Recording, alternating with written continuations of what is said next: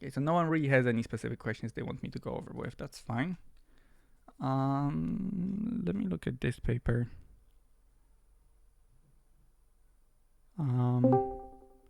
Yeah, this is an even different paper. They talk about artificial pancreas, which was part of the next generation module, but the other one, the one you do. So there is next generation module, next generation technologies module in the second year, and that's when they like talk a lot about diabetes and things like that. I think it was actually changed completely. It's these days they do cybersecurity instead, which I think it's a much better fit for computer science than medicine and things like that. Some energy and yeah. So 2014 is not really applicable anymore. I don't actually see any JavaScript here at all. Oh, there is some tables. What's the difference between absolute reference and relative reference? That's basically like your path, I think, is what they mean. So if you do something like this, that's a relative reference. And if you do something like this, that's an absolute reference. So like that's the full path to the file. So you can see here, if I click, I have copy relative path and copy path. And if I copy relative path, it will copy the path relative to the folder I'm in. So I'm in the folder exercise move interpolation. So that's this one. And it copied the path to the index file with relation. Actually, no, I'm in the exercises folder. So it copied the path to index with relation to the exercise folder. So then you go to this one folder and then this file. So that's what they mean by absolute and relative reference, at least I think so. Explain the three different approaches to applying styles to HTML elements: inline, embedded, and external style sheets. Inline is when you just define styles in the same line as the. So let me undo the changes here. In the same line as the element. So if we have a div here, you can do style equals and then, don't know, background color. Can I get the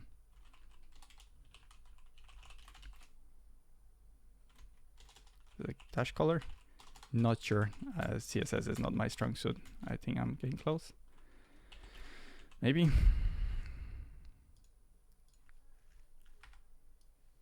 Yeah, so I'm getting some right here at the bottom. So that's the div. So the image is not fitting the div perfectly. So that's why we are only seeing the bottom part here.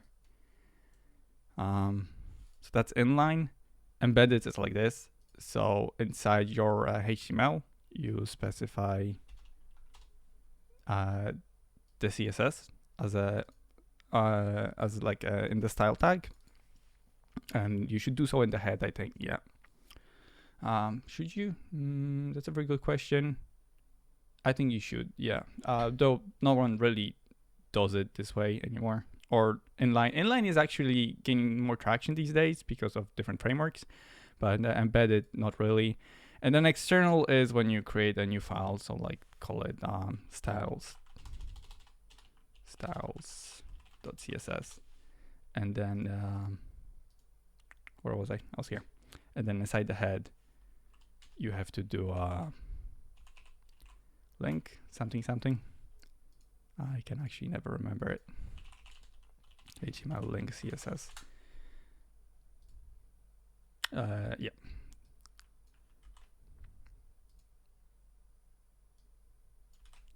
So then you link your style sheet like this, and you do have to remember it. I suppose if you like omit the rel part, it should still work regardless, as long as it has like the href, because the browser is kind of smart enough to see, oh, the file that I'm linking to has a .css extension. So it will be smart enough to figure out what to do with it. At least it should be. It's not guaranteed. But you should put this type of the file as well. Describe one situation in which each approach is appropriate. So that's actually a tricky question because there isn't like a single solid answer to that. There isn't a single right answer. Inline CSS you want to do when you're just doing like one single element of it. So there is one specific style you want to apply to the element. So it's not something that you reuse a lot. So you just want the what did I do here? I did background color red, I think. Why is it saying that this is wrong? There we go.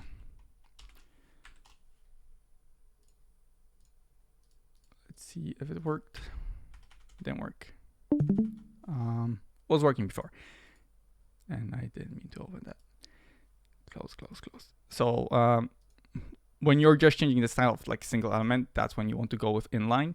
If you're changing styles of like whole document, so you can have multiple HTML documents in your like web application. You can have like home, contacts, and about. And if you want to change like all buttons on a very kind of specific page, say home.html, you want to change all buttons to red for whatever reason, then you'd go with embedded. And then if you have like a CSS that you want to reuse a lot, then you'd go with external and do like something like this. And you specify your CSS here, and you link that in kind of all of your HTML pages. So that's when you want to reuse a piece of CSS in like throughout your whole application, throughout your whole website, rather than just like single page of it. So that's like the 3 different situations in which you'd use these. So that's 5 marks. So that's already 10 marks. So that's pretty good. So that's like 1 paragraph. That's another paragraph. Write HTML code which will produce the following table. Note that the table has a border width of 1 pixel and the cell width and height have been explicitly defined. The precise numbers you choose are not important. The hyperlinks in the cell and tiled navigation menu can reference any URL you wish. So this is pretty much just the assignment you did. Was it assignment 3 or 4? So I won't really redo it. It's kind of pointless. I'll open up and go through it. So let's actually do that. I wonder if I can. I have to close all of this. So which paper is this? This is 2014. Let me actually save it and put it in here, just so it's there. 2014.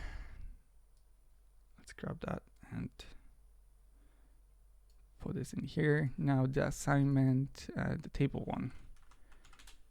Nope. That's images, text area, tables. I've made my own solution. How nice.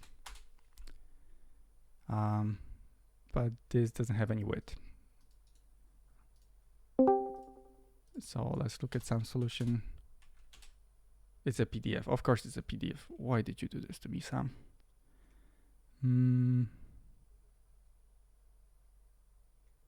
Okay. Yeah, I won't be copying that.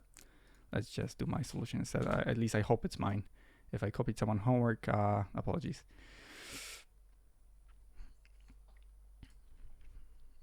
Okay, now I'm just going to run it. And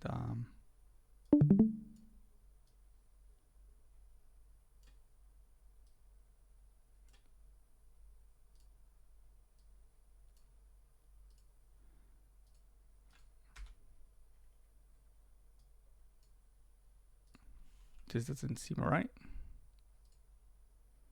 Let me open this again. There we go. Okay, so I already have a table here. And now the assignment wants us to add width to it, I think. Or the question. So let me just copy all of this. And we'll put it as a comment in here.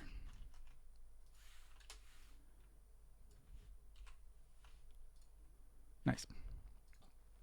Okay, so the table looks like a header, navigation, main menu, other, and footer. So I have a header, navigation, main menu, the right side, other content, and a footer. So if the table here, do know that I use table heading for the heading. So that's something you have to keep in mind when like the assignment explicitly says that it's a header area. Like if it was just an area or it was called anything else, you could probably get away with just doing this as a normal table cell. I can use yours. Sorry, I won't be. I'll have to look for it, and it's not as easy as you think. But thanks for the offer. Appreciate it. Oh wait, you linked it. Okay, nice. Let me have a look through it. Yeah, there is a lot of code through it. It might be a little bit over complicated, but yeah, good job. I think I remember correcting that. I liked it. Yeah, a lot of people in the assignment. So since we're on the topic of it, I'll just mention it because it's something that I did see a lot of people did. So when you get an assignment, please make sure to read it carefully and understand the goal of the assignment. The goal of this assignment was to make sure that you understand the concept of tables, that you can implement them, and that you can apply some CSS. A lot of people didn't go with tables. They did other things. There were few different, I think few people did sections, and someone did, I think someone did Bootstrap, which is like a CSS library. Yes, it looked properly, but that was not the goal of the assignment. The goal of the assignment was to implement the table. So always make sure, I understand that a lot of you want to kind of showcase your abilities and you want to take the assignments one step further. That's great. That's absolutely great. We love it when you take the assignments one step further. We love the kind of extra work, but please make sure that you meet the required criteria first. There was one person whose assignment was absolutely amazing. I wanted to give it full marks, but I couldn't because they didn't put it in a table. So always read the instructions. Make sure you do what the instructions require you to do, and then only then do extra things. Make it possible for us to give you full marks. We really want to. So yeah, so I just thought I'd mention it because it's something that I think is applicable to all assignments, like regardless of the module. Okay, back to the question.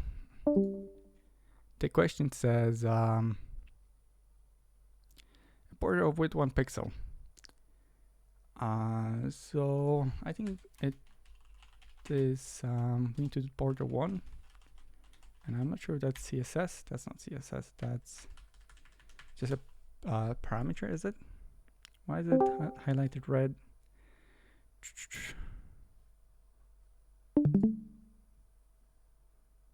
Interesting. HTML tables. Let's have a look.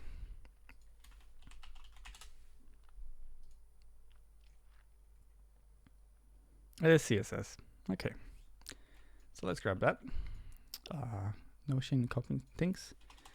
And oh yes, the comma was wrong as well. Didn't copy it. Style border 1 pixel solid black. And that's, yeah, so I do need border 1. So I think that's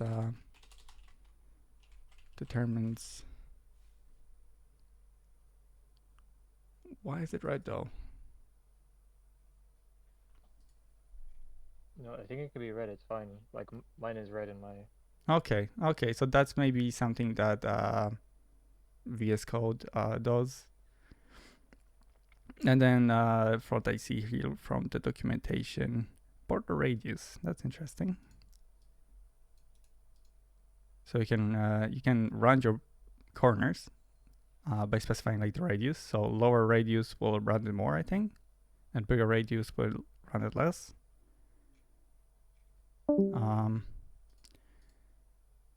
So note that the table has a border width of 1 pixel. So I think that covers that. Where's my page here? Yeah.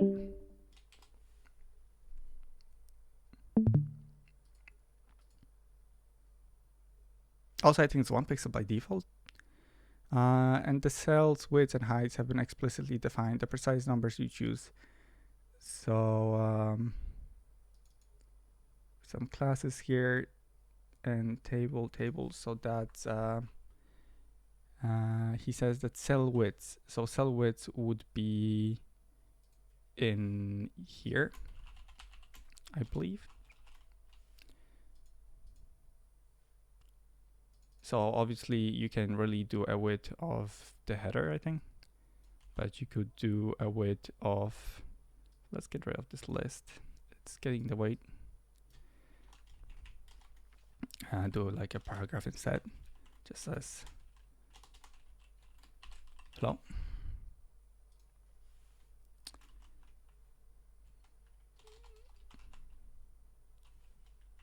And does this work? It doesn't work. So that's the home. So the borders do have a width parameter, if my memory serves me right. HTML tables width. So as the question says, specifically do a width of the cells. So that's what they're doing here. They're doing another style. There is a width parameter, but maybe it's doesn't work anymore. They do change CSS. They did change CSS a lot in the past years. Let's see if this works. Yeah, that works. So it's width as a style. So there is a width parameter, but for some reason it wasn't taking any effect. Maybe that's not how you do it anymore. So no point really in changing the width of the header, I think, because it will still be stretched out based on how big these are. Let's make this smaller. Nice. And then, so that's one cell. So you have to do each cell independently. Like it says so specifically, it's the cells that have the width, not the table columns or rows. And let's make this one 15. So it's very small. And the footer will just be like stretched out to match the table. So you can't really make this whole area 500 and then the footer 1000. But it says do so anyway. So I would just do so anyway. Yeah, this question is not that great. I doubt a question like this specifically will appear in the exam. So like it doesn't matter what I set this to, it will still be like stretched out to the full width. So if we inspect the console here and we go to this portion of the code, you can see that the width is 1 pixel, but it's still being stretched out, like regardless if it's active or not. So you can actually activate and deactivate here in the styles. You can activate different styles. So if I go to say this one, news, you can see that there's element.style width 600. And I can enable it, disable it, and you can see how the table changes. I could edit it, make it 100 instead. So that's pretty useful.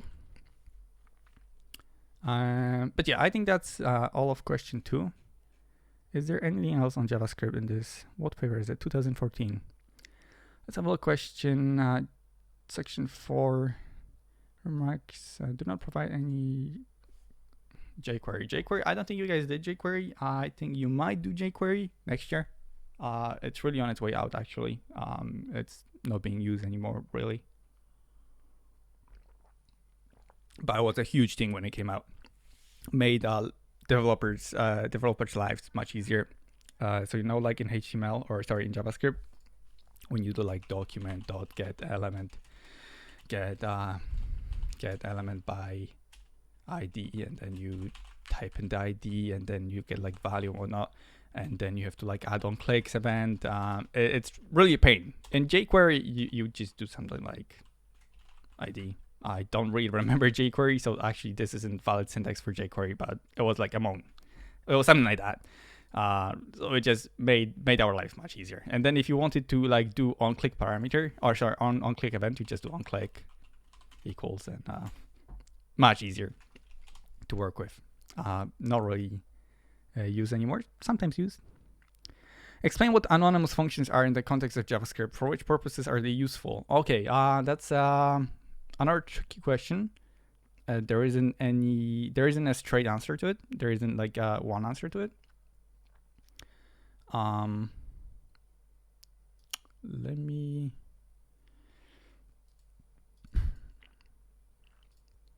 open this console here. We'll just type in here. So there are a few ways in which you can define functions in JavaScript. First one is obviously with the function keyword. You do function, you call the function something. Let's call it, any suggestions for what should I call it? jQuery, not TypeScript. Sorry, I see in Discord there. Can you elaborate on that question? jQuery, not TypeScript.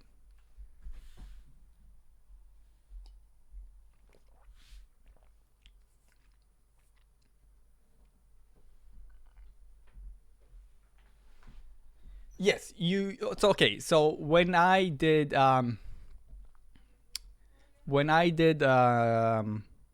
second year, when I was doing computer science, there was this module called Next Generation Technologies 2, I think. Maybe it still exists. So there's one. So Next Generation Technologies 1 is now called Web Development.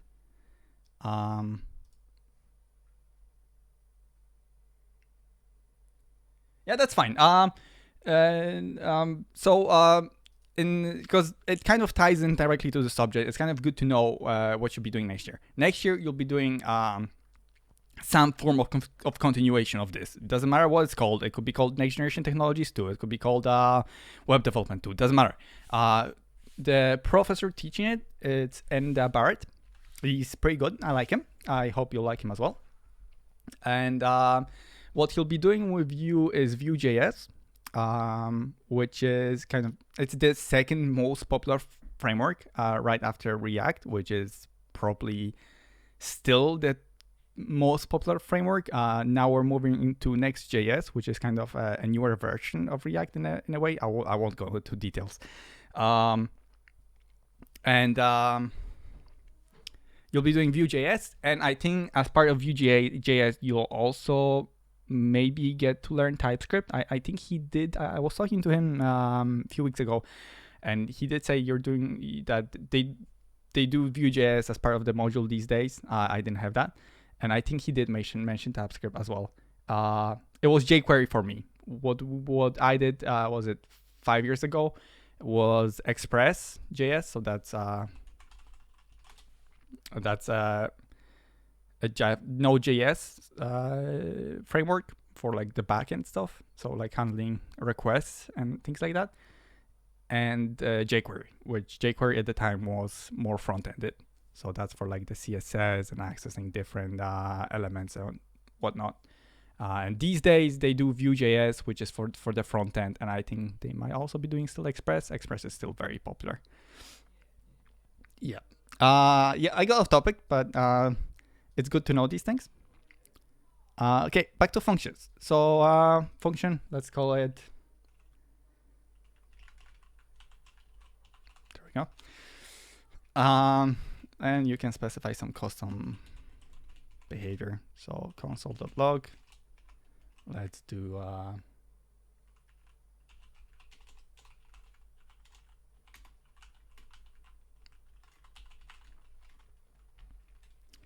and close our string and close our function as well. And now if I call this function, I made the name too long, we get this output. So that's one way to do a function. Another way to do a function is to you can assign it to a variable. So you can do var, you can do let, you can do const. Const I suppose makes sense. So let's do function 2 is equal to function. We can call it something. Let's call it a, and then do console.log a. And basically we've assigned this function to this variable. So if we do function2 and call it, we get a. I wonder if we can call a.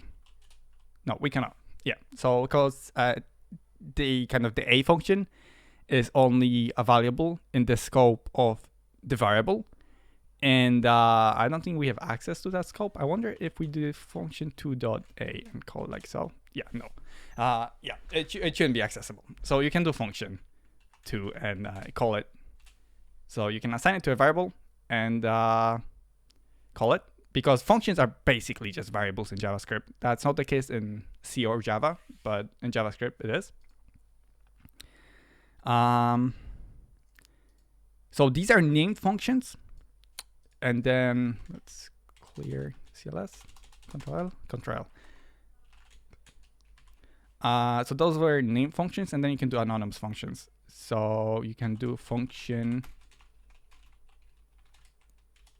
something like this. And we don't really have a name of calling this function.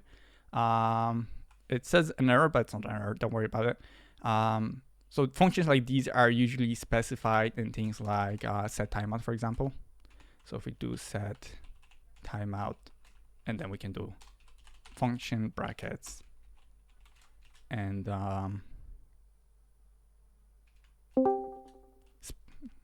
specify some behavior here. So do console log hello world, and we need to add the timeout as well. So make 200 milliseconds. Yes. So you can see we got hello. I wonder where we get the 171 from. It might be the return value of this. I like the remaining time. Don't worry about it. So you can see we got the hello world output because our timeout called this function, but we don't really have a way of calling this function. It doesn't have a name. It's anonymous. That's what anonymous means. Another way to do anonymous functions is so-called arrow functions, which are very popular these days. It's the same thing. So just a shorter syntax for this, and it still works the same way. I'm thinking, is there any other way to define an anonymous function?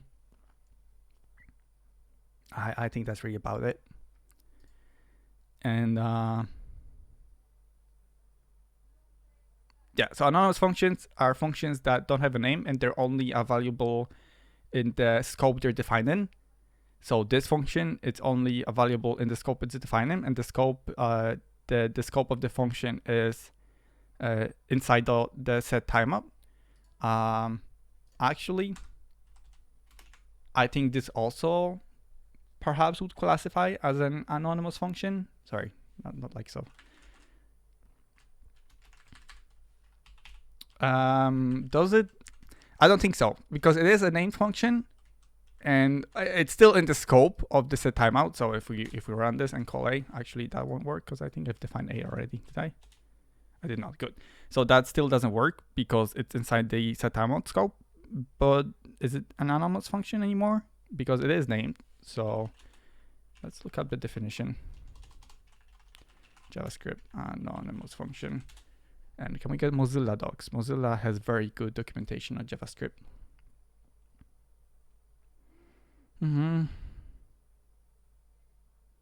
Yes, yes.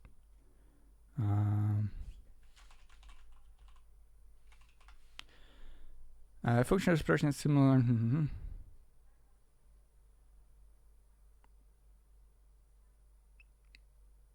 Yeah, so it's only when you omit the name.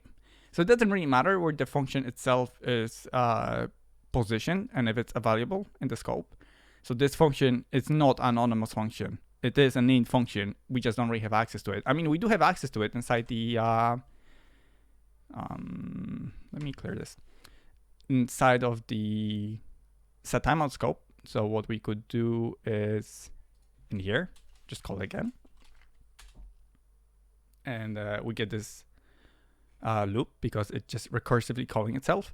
Do note that there is no delay between the A calls, because we never exit the set timeout. We never go like outside of this function. So this function is called after 200 milliseconds, and it keeps calling A without like any delay in between. So like we could inside here we could do another set timeout, and that would add a delay. So let's do an anonymous function here. So I'll use an arrow syntax because it's more concise. And we do need to open our brackets here. And then add a 200 millisecond delay. And yeah, I think that's 200. That's not 200 milliseconds. Interesting. Can I stop it? I cannot. Call it BB. Maybe do more than 200 seconds, 2 seconds. Okay, that doesn't work. Interesting. Yeah, I'm not going to go into details of this. I probably made a mistake somewhere. The idea is basically functions to provide a name are anonymous functions. Where you want to use them, I think that's where the question goes. So illustrate your explanation with the code, the example of your choice. So where you want to use them is in places where you don't really have the need for a function name, and where when you still want to pass a function. So like set timeout, so you can provide a simple example like this. For which purposes are they useful?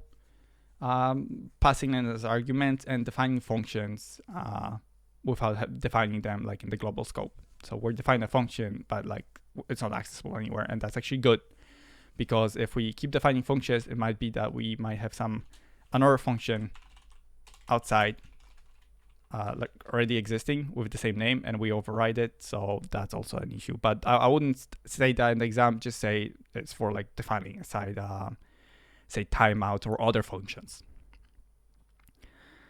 Create a JavaScript function that accepts as argument a string with the name of the HTML attribute name. The function should return an array with all those element nodes in the document which have an attribute with the name given. Yeah, I don't think you guys did that.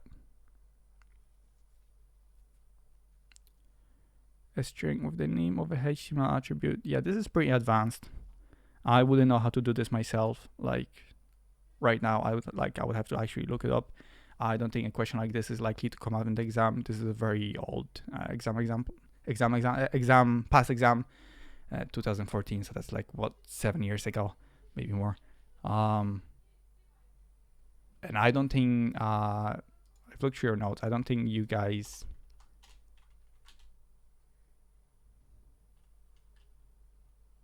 did anything. Yeah, I don't see anything. So you basically like go through HTML elements. You loop through like the HTML element, and then you keep looping until you find an element with like body as its name. Or sorry, it's an attribute. So like you're looking for a class of something specific. Very advanced stuff. Well, not very, but slightly more than I think you guys cover. Suppose you would like to create a JavaScript program for the stock management of online shop for sport equipment. Create a constructor article for article object with the following name of the article.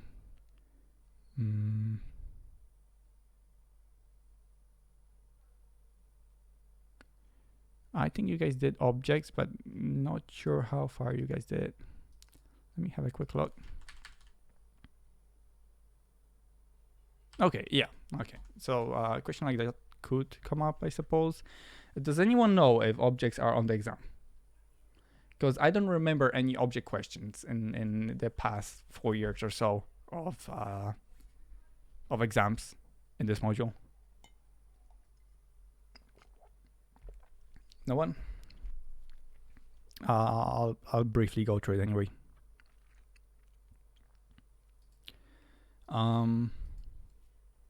No clue. Yeah, me neither. I don't think it's likely to come up, so I wouldn't worry too much. Yeah, prototypes are definitely not coming up.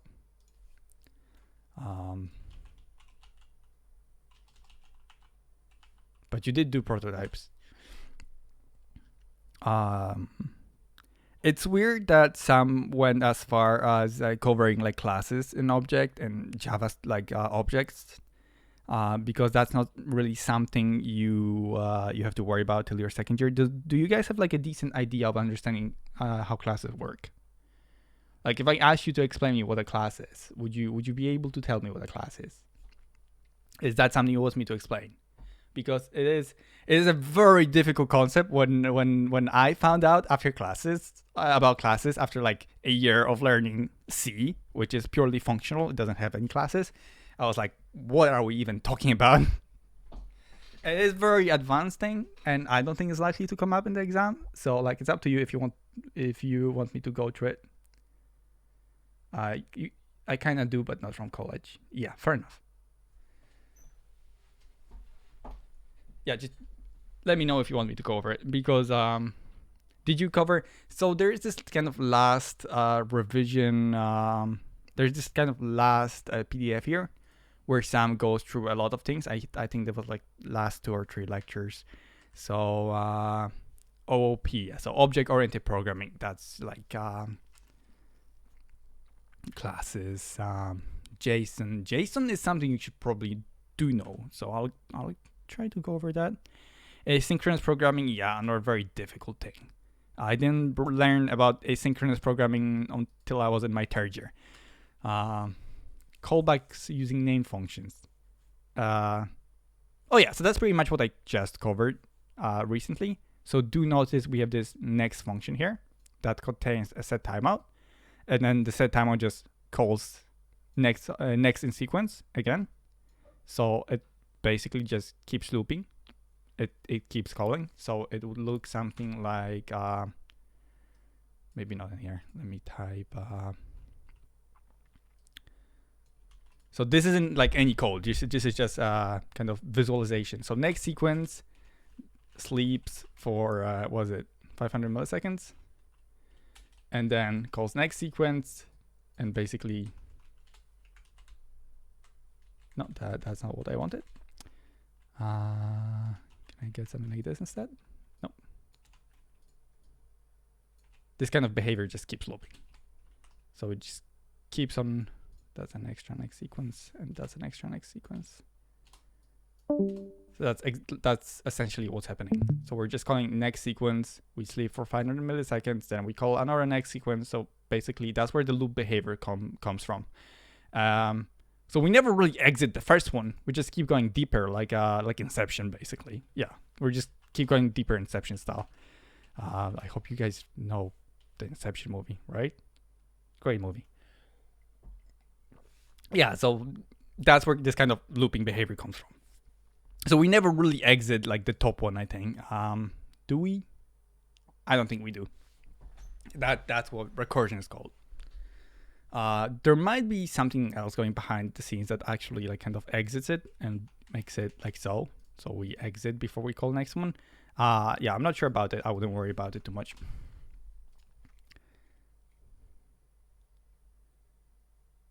The car models, yeah, they always do it with the cars. They whenever they introduce classes, it's always cars. I not sure why it's always cars.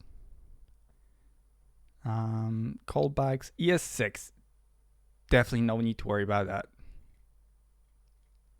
I'd be very surprised if something like ES6 comes up in the exam.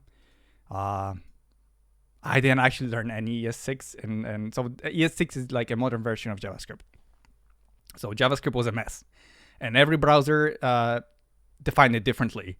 And then ES came along and they said, okay, guys, we need to standardize this stuff. We're just gonna make a definition of like how JavaScript should be understood, and every browser should implement it. And that's what ES6 is. So pretty much all modern browsers will understand your JavaScript code the same way because it's standardized. So ES ECMAScript is just a standardization of JavaScript. I really doubt anything like this will come up in the exam. I'm just kind of covering my bases here. Surely var is the only way to declare variables in JavaScript. Yep, so that's something you should definitely be aware of. there's 3 ways to define variables. Const, so I did go over it on Saturday. Const, once you assign something to const, you can change it. So it's like permanent. So if I were to do a is equal to Batman, that won't work. It will throw an error. I can prove it to you. If I do a is equal, and then you can see we get na na na na in an a, and then if I try to change it to Batman, it will throw an error because it's a constant. That's not the case with let. So if I do let b is equal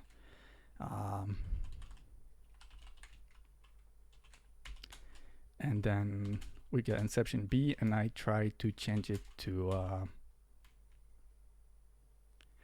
I'm running out of movie references. Say Joker.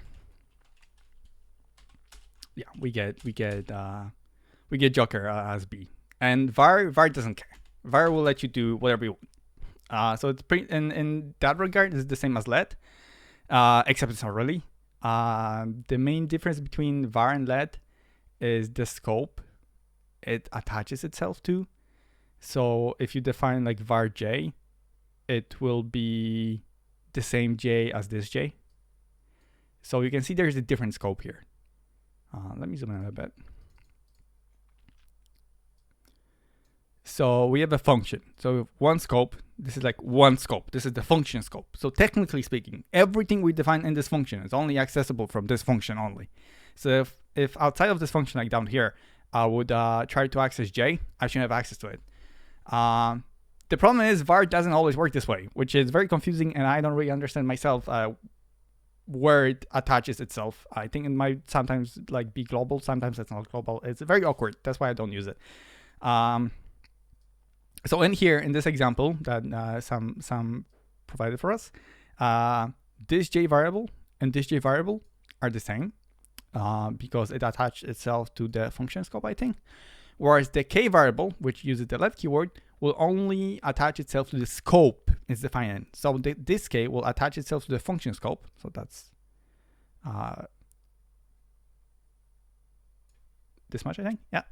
So in here, anywhere in here, if we look for k, we'll get 0. But then we have another scope. So this for loop is a scope of its own. So any for, if, while, switch statements. I don't think you guys did switch statements, and if you didn't, that's not a problem because you never use them anyway. I've used them twice in my entire life. So this for loop has its own scope, and in this scope, k is its own entity. So if we do console log k, we should get 20 because we assign 20 to k, not 0, and like this k should still be 0. So once we go out of this for loop and do the value of k, we'll get 0 again, but in here we'll get 20. At least I think we should. JavaScript can be confusing like that. We can test it out, I hope. I'm reusing the console a lot today. So let's get rid of these comments. And that's more that I want to get rid of. Is it? No, it's not. Okay. And let me indent my code so I can see what's going on. Yeah, that looks all right. So we have the function here. And let's call it, see what's going on first. L is equal to I. And it's throwing an error. So maybe let's comment this out. And see if we can run it now. The value of j is 9. What is j? J is our variable.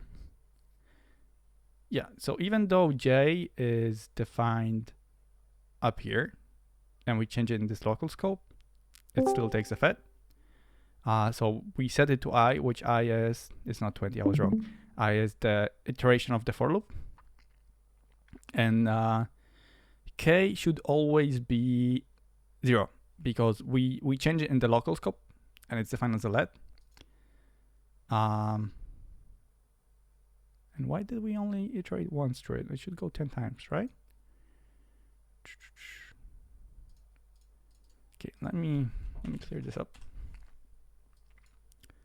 Let's replace this with console.log. Just how I like it. Every developer uses console.log. It's a proper way to debug your code.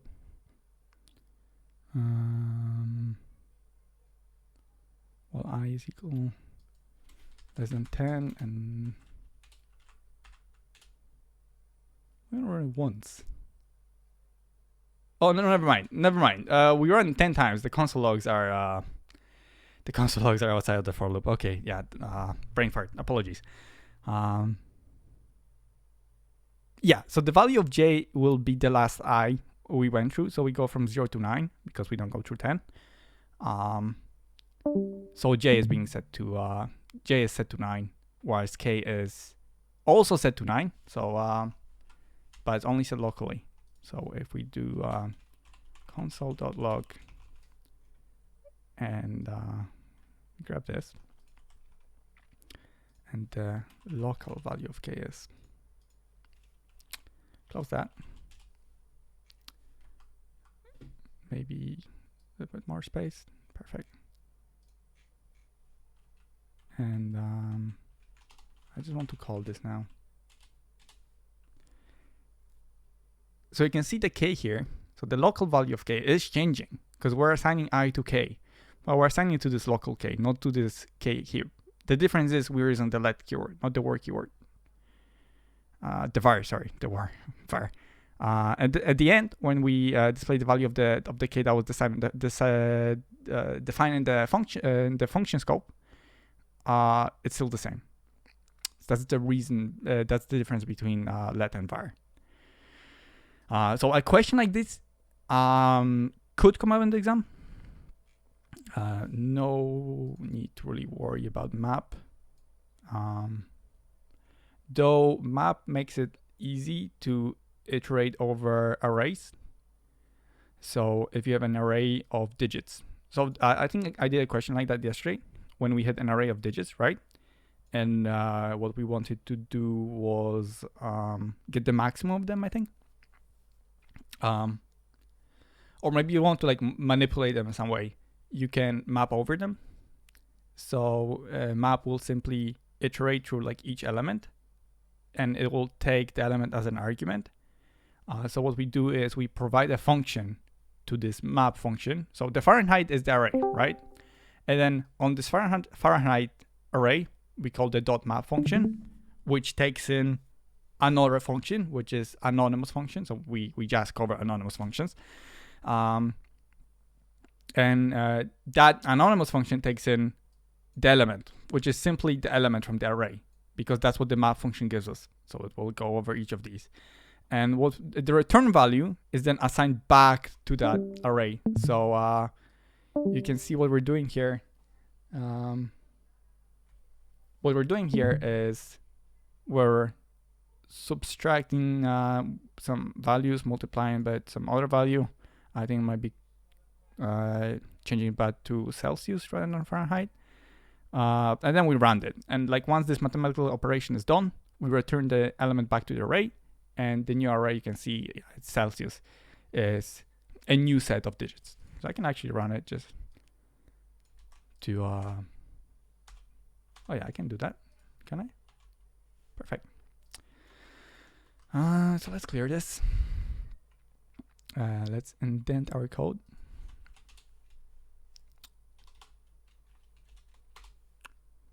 And there we go.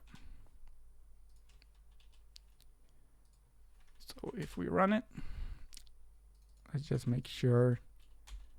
Yeah, so this is the original array. And then if we do Celsius, this is the new array. Right, so the return value is actually not assigned to these to the existing array. It's being returned. So it probably has a temporary array defined, like the map defines like a temporary array and then just returns it. So yeah, that's what happens here. Anything else? Filter.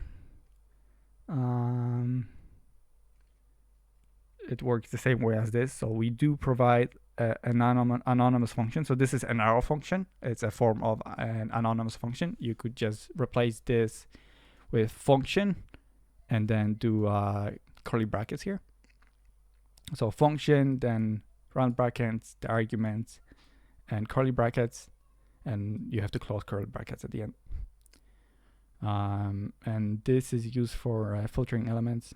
So the filter function takes element, index, and array, and it will go through this array, and it will look for index of element. So it will only return duplicates. Not entirely sure now. No, only return unique values. I now have an array defined. Let's do so.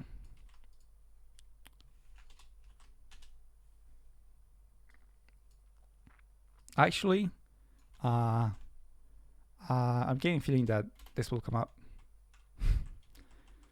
It sounds like a nice question. If I was writing an exam paper, I'll definitely put this on.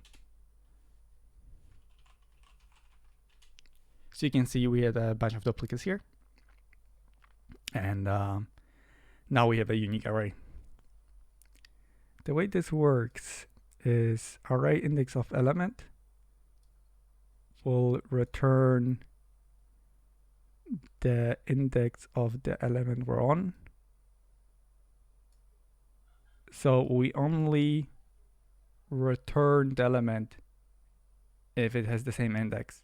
So if we're on 1 and the index of 1 is 1, we return that. Then we go next and say, okay, actually let's do 10 because there's only a single 1. So we're on 10, the index of 10 is 1. Yes, the index of 1 is 0, the index of 10 is 1. So we compare it against, I'll go try a question in Discord in a second. We compare against the index of the element we're on versus the index of the element that we looked for. So we looked for 10 and we got 1 here. So the 1 index is equal to the index we're on right now. So that's the 10. So we return the 10. We keep going. So that's 0, 1, 2, 3. We're on the index 3 now. So this is a 3 here. And then we look for index of 10.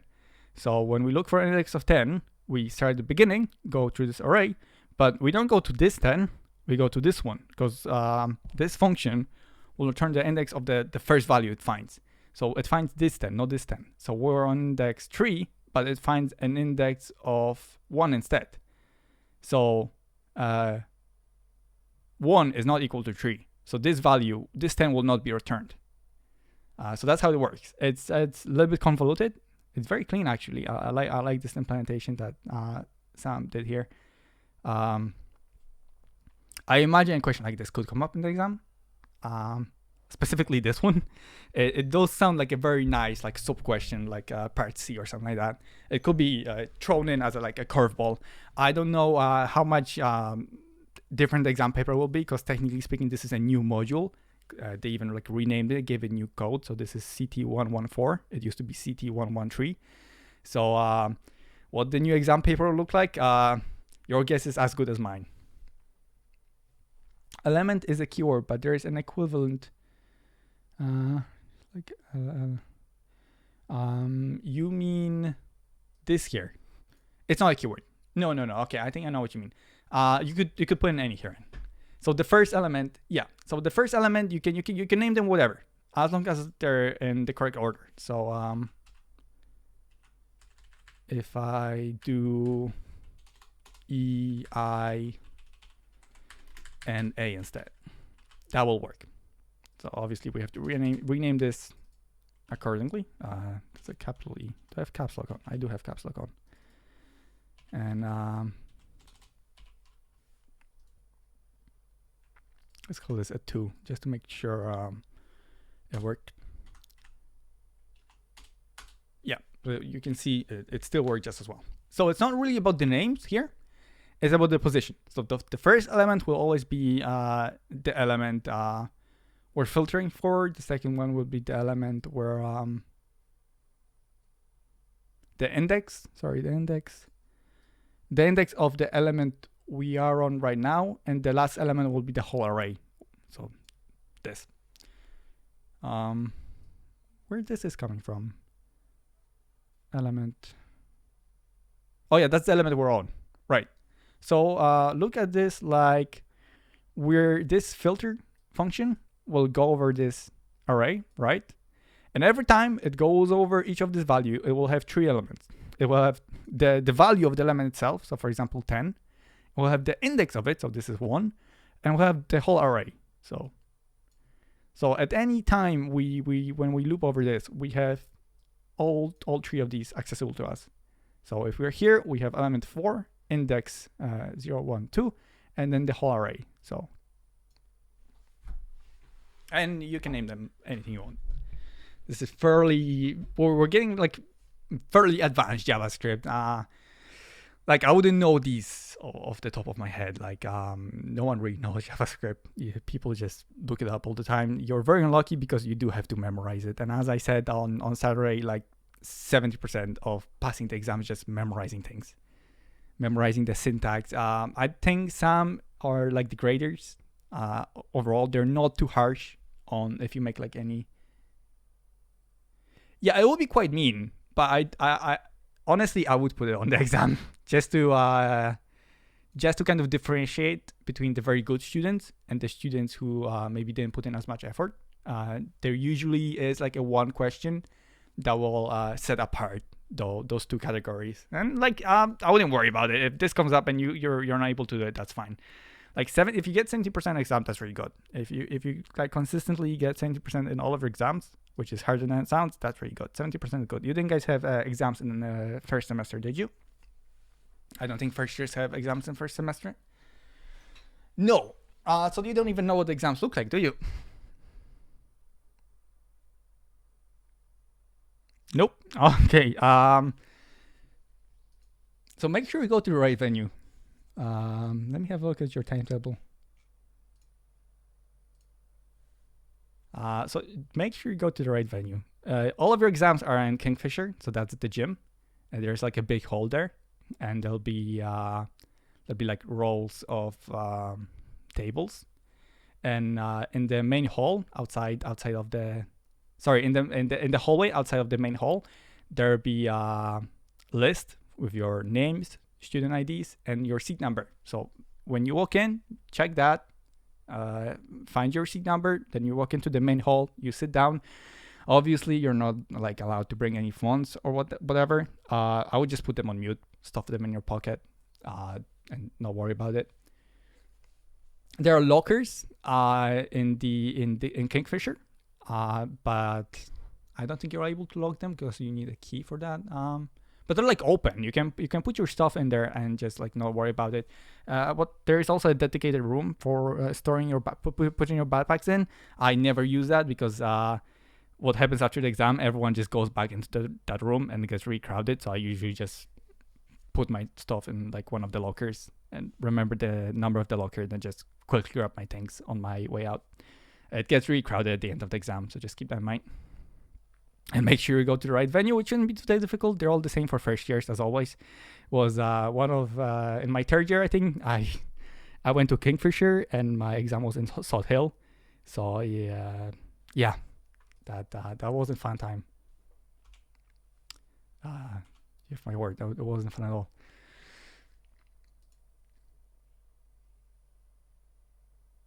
Well, technically speaking, you're not allowed to like bring your phones into the venue, but everyone does anyway, and people don't mind. As long as like turned off or on mute, you should be fine. Yeah, and you're not allowed to leave during the first hour or last 30 minutes. So there's only a 30-minute window during which you're allowed to leave. So that's after the first hour, you're allowed to leave for 30 minutes. Well, plus or minus a few minutes. They're usually fairly lax about. They don't really stress the minutes. There is access to bathrooms and whatnot. You can. People calculating cheating methods as we speak. Honestly, if you manage to cheat, that's okay with me. Just don't tell anyone, because they can, like, if you ever admit to cheating at like any stage of your studies, and it leaks out and someone hears about it and they report you, like, it doesn't matter when it was, they can like revoke your entire degree.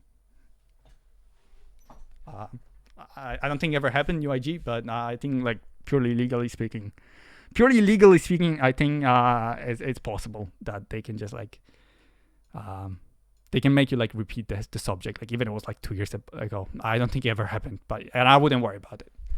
Or just don't cheat, maybe. That's also an option. There isn't really a way to cheat in this specific exam, because you won't be able to write down everything you need to remember.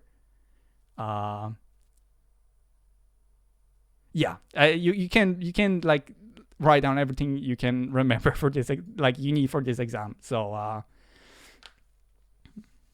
I've cheated. I've never cheated, obviously, not even once. And if I did, I wouldn't admit it. And it definitely wasn't the networking exam in third year that I failed anyway. It was the only exam I ever failed, networking. Yeah, that was harsh. I ended up had to like prepare for it in summer. And third year, you do placements in third year, so you like go off to work and they pay you for it, which is nice. So that's a nice way of grabbing some getting some extra cash. If you like if you have like a free accommodation, which if you live in with your parents like I do, you just, it's pretty much free cash because you don't have any expenses. If you like go to Dublin or something like that, obviously then you have to use the money you earn to pay for your accommodation. Actually, it's not above minimum wage. I can tell you, I was being paid €13 per hour. So that's 40 hours a week, €13 per hour. So let's do the math here. So 13 by 40, that's €500 per month. Per week. So that's 2,080. Yeah, it's mainly for the CV. 2,080 for like a month. So that's like decent. So like €13 per hour is pretty decent for placement. Some people got 16, which was insane, but that's it like in US. So you can go do your placement in US if you manage to get one, and they'll pay you more. Obviously, it's much more difficult. I would recommend you do source your own placements. Did you know anyone who got like a Google or Amazon placement or something in your class?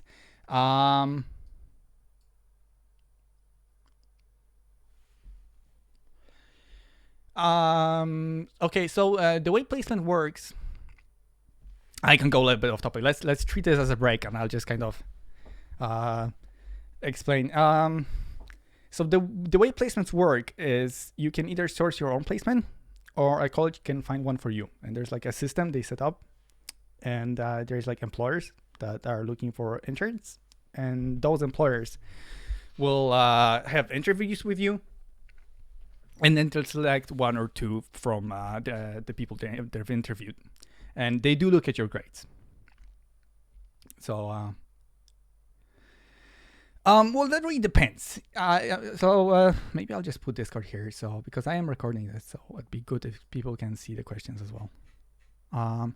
You don't really want the college one versus the one you choose. That really depends. It really does. One of the problems I have with the college one is that once you get an offer, right? So obviously you can apply to like few positions through the college system, right? And they will interview you and either give you an offer or not. The problem is, once you get an offer, doesn't matter like who gave it to you, that's it. Like you have to accept it. There is no option to decline the offer. You must accept the offer that you get in your third year. They do that so that like they can facilitate as many people as they can, because there's always like one or two people who don't get a placement because there simply isn't like enough companies to send people to. So there's always like one or maybe two people that like don't get a placement, and they end up like doing a project or something like that. So that's why you have to accept the first proposition you get, so that like there isn't any leftovers. I would recommend you find your own. I did, and I had great time. And I was a small company. It wasn't like any of the big companies like Ericsson or anything like that. And I had the company is called Siren. Big shout out to those guys. I had a hell of a time with them. They're based in Galway here in Merview, and small company. They've grown a bit these days. 50 people, and it's really nice working for a small company compared to like Google or Amazon, where things are a little bit more strict and everything is a little bit more official. So that's my take on things. To answer the Google or Amazon placement thingy, I don't know. I know I have a friend. He's actually online right now, Quibble. He did apply to Google.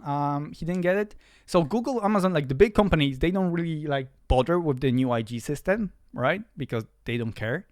So like new IG has its own system, and like there is an application form that the company has to like send to new IG to like be in that system.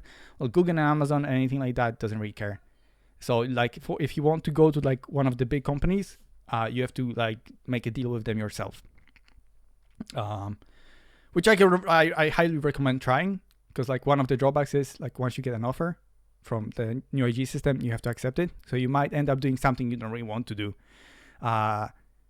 So I that's why I sourced my own, because I wanted at least something decent. I didn't want to like get like a random placement, and I think I made the right choice. Yeah. So small companies are very nice, and I think if you can get a decent placement in like a small, maybe not a startup, not necessarily a good idea, because there's a lot of crunch, right? There's a lot of deadlines you have to meet. Like you really want to get your idea off the ground, basically. So startups, maybe not that, like small startups, not a great idea, but like small, medium-sized companies, if they get you like a decent wage, amazing. And obviously there's Ericsson. So Ericsson is one of the big companies that is in the new IG system. So they take like 1, 2, 3 interns every year. I actually have a friend right now. He's also online. That's working for Ericsson today. I mean, these days, not just today, like these days generally. Yeah. Since we're on the topic, any other questions about like the course in general? I mean, I did graduate it, so I last year I graduated, so I might have some insight. One thing I wanted to mention: make sure you do all right in your third year. 15% of your third year average goes to your fourth year, and like your entire grade for like graduating this course is fourth year plus project plus 15% from third year. So yeah. So you want to do well in third year. Is it worth doing a placement in second year? The placement is, you mean like in summer? Okay, so that's something I can talk about, because I do have an experience with that. So in my second year, I knew that I will have placements in third year. So I went to Siren, which is the company I ended up having like my placement with, and I went to them and I said, guys, look, I'm looking for a placement, take me. And they were like, sure, we'll take you. And I was like, actually, guys, I have summer right now. How about I do like a month with you? So then when I go, when in January, when I start my placement, I already have like good knowledge of like how the company functions and kind of what your application looks like and works like. They're like, yeah, we'll take you during summer, and you can do a month or two and work with us. So actually, if you manage to get a placement like in your second year summer, you can like try to convince the company to actually take you for like your third year placement as well. And that's really great, because you end up just coming back to the same company. It's like no stress at all. Like people from my class, they were like really stressed out, going to just like a brand new company and just kind of not knowing anything about it. And I had the advantage of having already worked, like a month with those guys, I already had like the advantage of, knowing how things work. And I think it was really great. So if you manage to get like a placement in your second year, that's great. Like either way, because you get you improve your CV, and you can try and convince them to take you for your third year as well. Is there good help anywhere with CVs? Okay, yeah. So I wouldn't worry about that too much. In your third year and the first semester, they'll be like they'll organize sessions during which they will like cover how to write a good CV. So if you're worried about writing a CV for your third year placement, don't worry about it. If you want a good CV like right now, there are plenty of resources online. I would make a recommendation of keep it short and keep it relevant. So I talked to one of the senior developers at the company I worked in, and the hiring manager, and they told me that, look, we don't really care what's on a CV. What we really care about is what you can actually do. If you like say in your CV that you did, this, and this, and then, we asked you and be like, oh, can you code in this? And you go like, oh, but it was like, 5 years ago and so on. I can't really code it very well and I don't really remember it. They don't like that. So keep it relevant, keep it short. And like just be honest on your CV. The shorter your CV is usually the better. Don't make it more than 2 pages. 2 pages is already a lot. Make it page and a half. I can show you. I can show you my if you want. Let me have a look. What is it? Employment. I have a bunch of CVs here. Yes, this is what my CV looks like. So it's 2 pages. It's page and a half, and what I cover, I think might be actually outdated. So I cover my details, then just a little bit about my career, skills, education history, work history, achievements, interests, and hobbies. They don't really care, but put them anyway, and references. Always have references, like at least 1 or 2. I actually don't have more than 2. That's probably bad. So yeah, it doesn't have to be fancy. Actually, fancy CVs like those that like templates and whatnot, they're probably not a good idea. I never like them. I don't think employers like them either, because they're very vague. So like pure text, I think it's just better.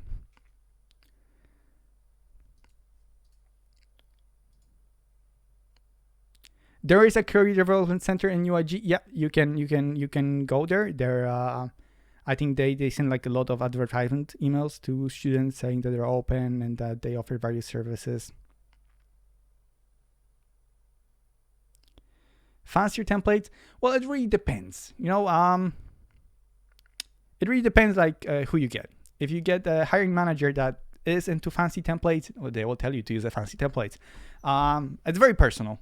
You like it, you use it. You don't like it, don't use it.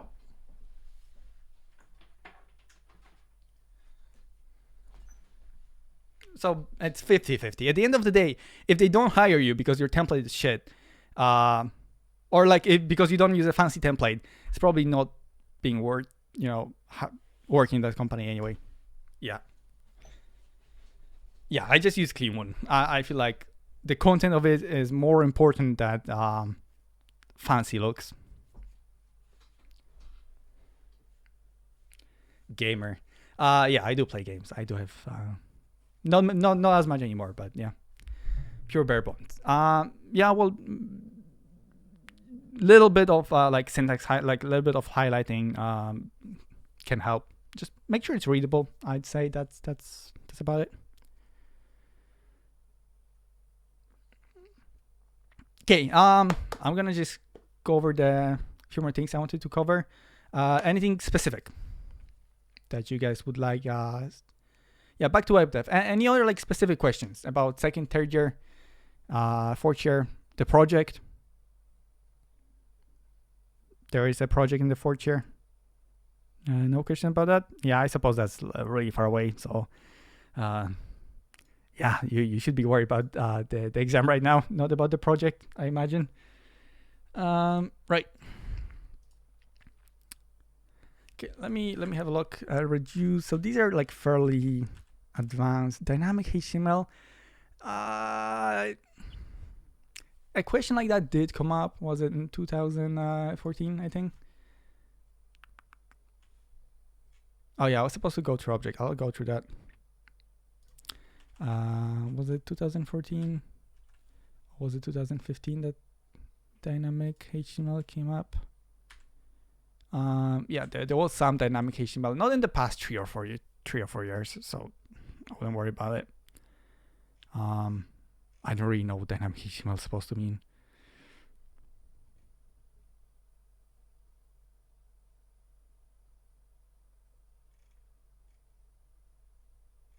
Yeah, no, I wouldn't worry about it. That's fine.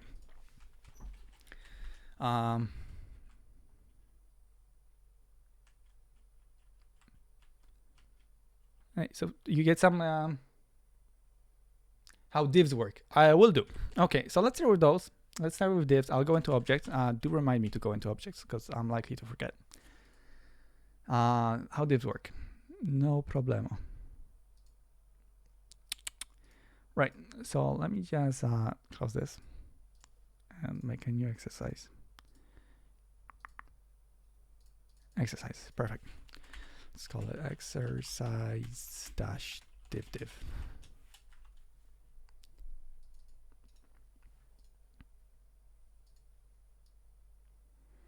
And actually, I want to drag it here to the left side. Can I? Nice. And close these. These Mozilla docs, they're really good for more advanced JavaScript. I highly recommend them. A lot of JavaScript developers use them because they're very good. Okay. So let's start the server here. Let's create our HTML file. And can we do index.html? Can we access it? Yeah, okay. Good.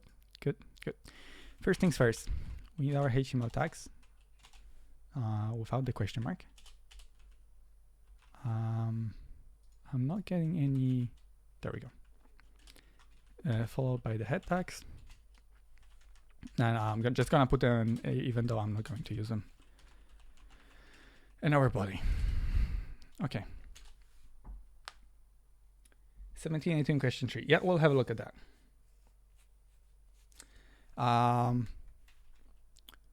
Right. So if you just write text in our body, what do we get? That's a very good question. We just get text. It's not structured in any way. And if we look at it here in the source, you can see we just get the body and we just get the text, and that's it. There isn't any element containing it. We can't really do any, god damn it. We can't really do any CSS. We can't access this. We can modify it. It's just there. That's kind of useless, right? So what people came up with, let's, define an element that will kind of contain this text that we can manipulate. And that's how paragraphs were born. Can you do paragraph 1, 2, and 3? No, you cannot. You can do that with headings, not with paragraphs. So now if we look at our text, we have our paragraph, and once we have an element that kind of wraps this, hold on, just give me a second. Aga.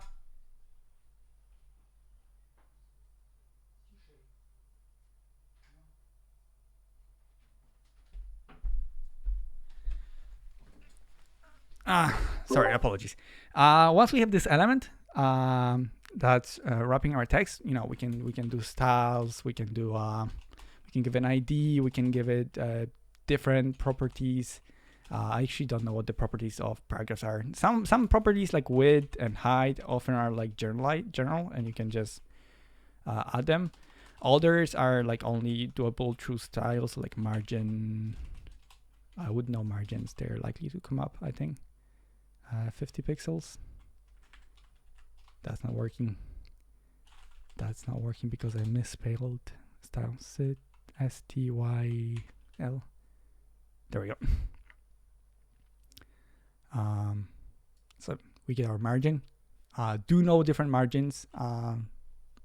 I feel like they might come up this year, like as part of a table question or something like that. So that's our text. And we have like different types of these containers. So we have headings. So a heading is exactly what it sounds like. It's like a heading text. And the difference between a heading and a paragraph is you can give a heading like a number. So heading 5 will be smaller or have like different properties.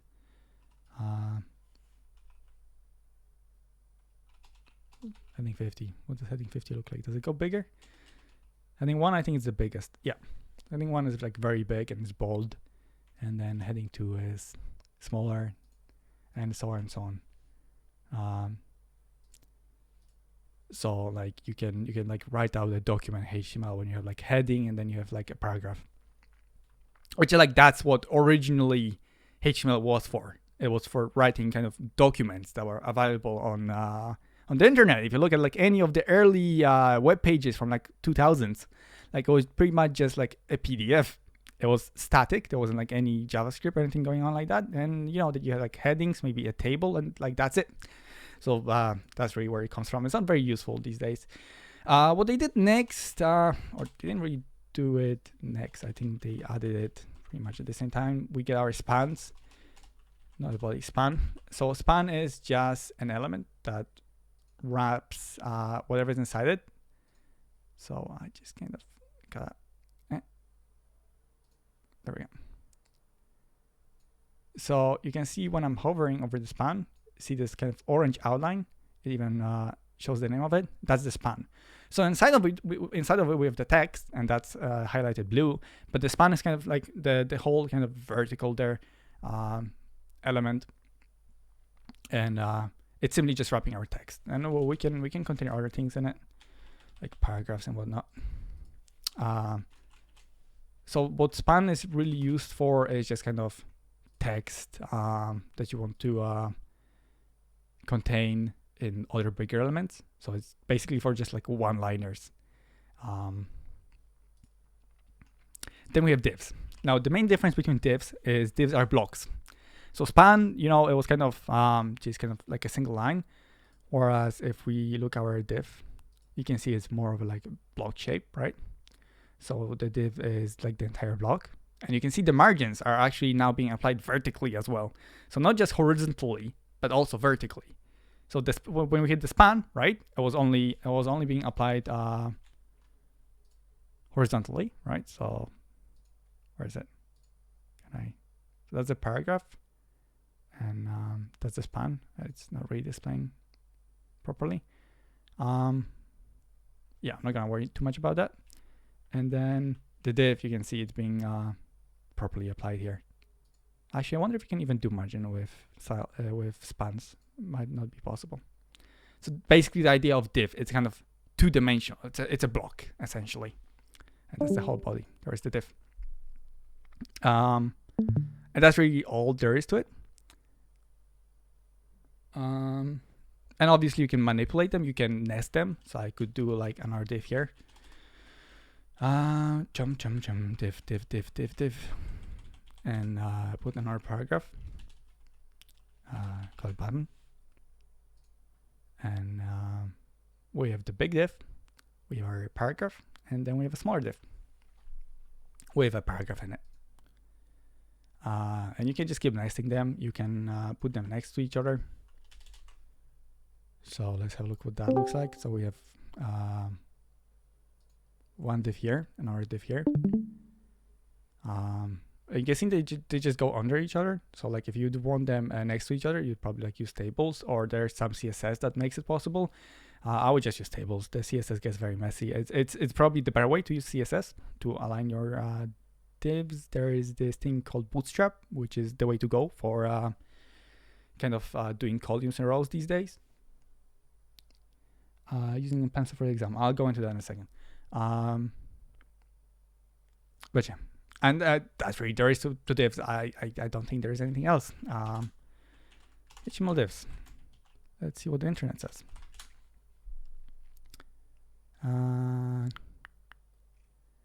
A section document style with CSS. Yeah, so division or section in a HTML document used as a container. Yeah, so it's a block, which is then styled or manipulated. Yeah, so but you remember when we did like animations and we put the images in the div and we manipulate the div? Like obviously you can manipulate the image as well. Let's say you have like an image and a text underneath it. So I just need an image. Any images in Discord that I can quickly grab? There's one. It's very big. There we go. Let's just open that. Copy. Image. There we go. So we have the image and the text, and they're like two separate elements. And say we want to animate them, like we did on Saturday when we like just were moving it right. Rather than like doing on-click event for both of these, we can just wrap them in a div and do an on-click event on the entire div. So then if we click either on the text or so like if we click anywhere, yeah, this margin is now getting in the way. It was nice, but we have to say goodbye to it now. There we go. So if we click anywhere on the div, is that the div? That's the div. It's pretty wide. If we click anywhere on the div, it will like move the div.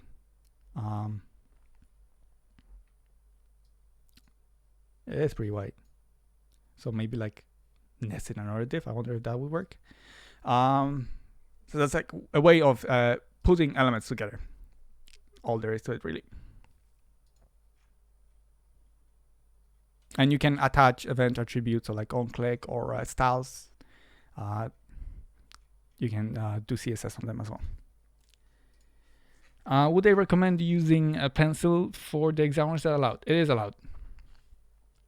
And I've used it once. And I thought it was a good idea and it wasn't half bad. But I think I ended up erasing erasing the code. I spent more time erasing stuff than like I think it'd be faster to just rewrite it. So what I would do at the beginning of the exam is ask for an extra answer sheet. Like at the very beginning of the exam, like the second start, just everyone raise your hands and ask for an extra answer sheet. They look very similar to the ones you had for your leaving cert. So they're like a kind of booklet that opens up. And they're A4, obviously. And just ask for extra one and take your space. If you need a lot of space for one question, like take 1 page, 2 pages, 3 pages, doesn't matter. It's not your job to read through these and flip the pages and correct them. That's the job of the examiner. Your job is to write the code. So take as much space as you need. You can leave huge gaps on the A4 page. So like write your HTML at the top, leave a huge gap, then write your head opening, do your script if the question requires so. And write some code, and then if you're not sure if you'll need more space, just leave some anyway. Go to the next page if you have to. Do your body there. Like there is no reason to fit everything on a single page. If you feel like, if you're not sure how your code will look like at the beginning, let me undo this. If you're not sure how your code will look at the beginning, just leave a lot of space. If you're like dead sure that I will just need like a page, then yeah, just take a page. But if you're like not entirely sure, waste the space. Oh, sorry, waste? Do we want to waste? Well, just leave a lot of space. Yeah, so we want to waste it.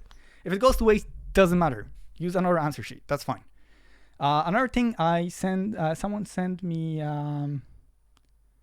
let me quickly have a look. Someone sent me like their code written down on a page. And what they did, they indented everything. So they indented so we have the HTML, right? And then they indented the body, which is like usually what you would do. And then they indented the divs and everything. Yeah, during the exam, you don't really have to indent anything. Just put everything like so. So I would recommend you still indent your like code inside the script and inside the body. Like still use some form of an indentation. So it's at least like a little bit readable. But for like the HTML head and the body don't indent. They just put it all like underneath each other. And that will save you some space, like the horizontal space. You can even like flip your answer sheet horizontally and write your code like that. I wouldn't recommend it though. So yeah. So pencil, you can use pencil. I feel like pen is better, and just leave extra space. I think that's more time efficient. 2017. Let's have a look at that. Question 3. Past exams. 2017 question 3. Write a web page which presents the user with an input field into which they type a sentence. The web page should also provide a button which, when is clicked, a function should run. Okay, so let's do these two first. Obviously, in the exam, do read the whole question because you need to know how much space you need and how you need to structure your code. But I'm just gonna not worry right now. Okay.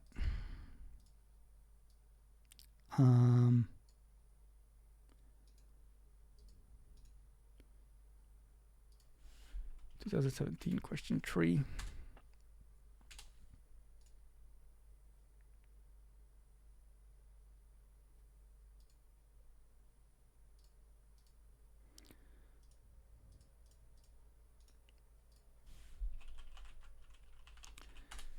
Okay, there's our index. I need some tea. All this talking hurting my throat. There we go. Forms. Forms are not really my strong suit. I would have to do a lot of looking up. Yeah, it's been a while since I used forms.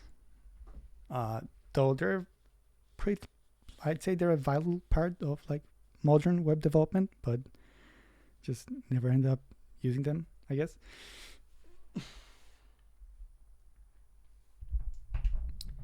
Everything is customly written these days, so like you write your own form code and whatnot.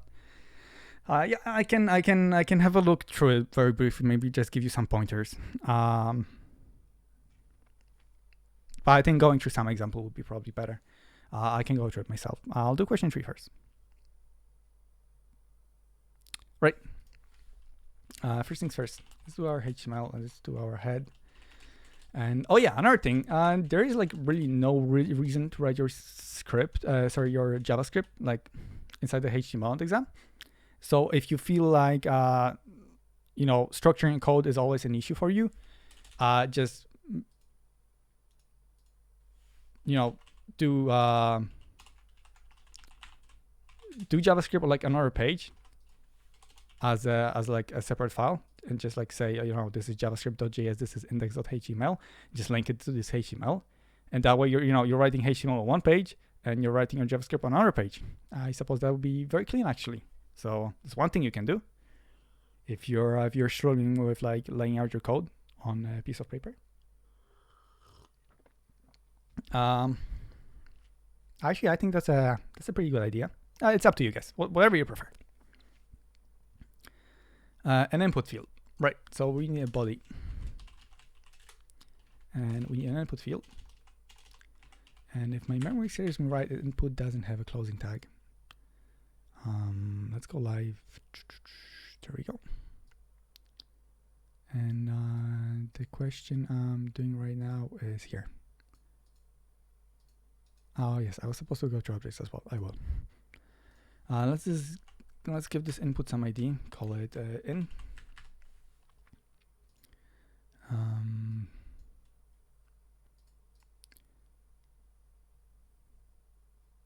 And a sentence. So it's type text.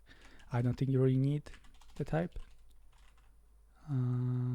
Was it button, checkbox? There's a lot of times email. So email will like automatically apply some of the requirements for the email, like having the @ sign. There was a question that was like that required you to determine if like an email is. I think actually maybe this question. Yeah. So email field must include an @ symbol.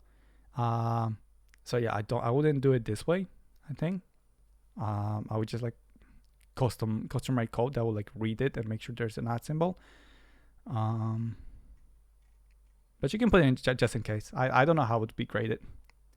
I'm looking for text. There we go. So that's part one done. The web page should also provide a button when this is clicked. A function should run. So a button with an on-click event and some function. So let's call it function. Let's define our function. Button click. Let's just make sure it works.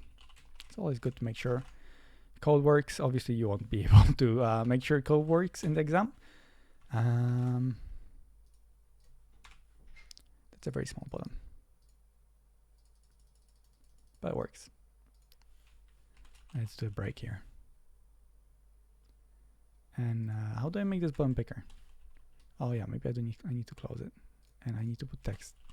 That's how you do buttons, correct? There we go. Let's do another break here. Perfect.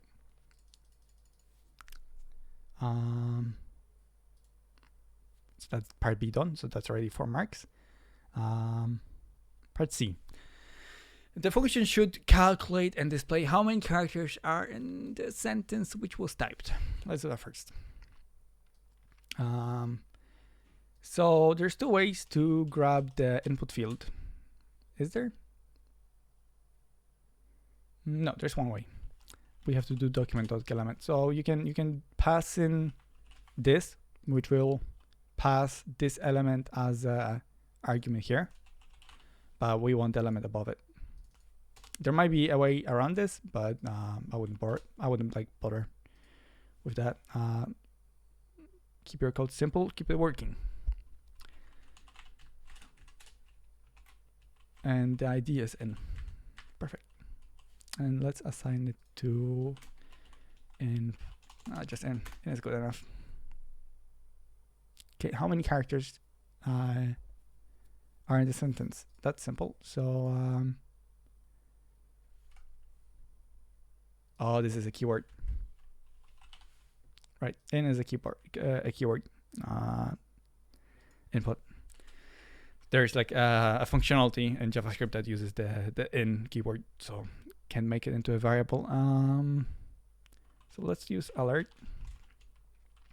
Use a template string. So template strings allow you to put variables very easily. So normally with strings you have to do a plus, right? So we do something like characters equals, and then we want the length of the input, so just input.length.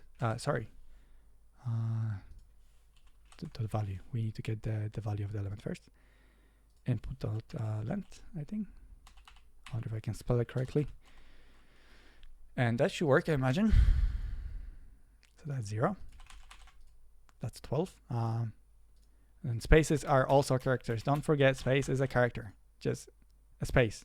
It's just because like we don't read it doesn't mean it's not a character. 27. Yeah, that seems right. And you know, rather than dealing with this plus, what you can also do is just input.length, and then you use backticks, and that's called a template string or a string literal, and that also works. So just a little bit easier to use than the plus. It doesn't matter which one you use. Right, so that's the length of our input. The position of the first numerical character in the text. So we'd have to, what would be the best way to handle this? We can either loop over the whole thing and just check if it's not a number. That's probably the easiest to do. So let's console log our input first. I just want to make sure it's a string. If anyone has any ideas as like what would be the best approach to it, I'm like open to hearing them out. A while loop. Yeah. So a while loop is a good idea, but there is a better way to handle it. I hope.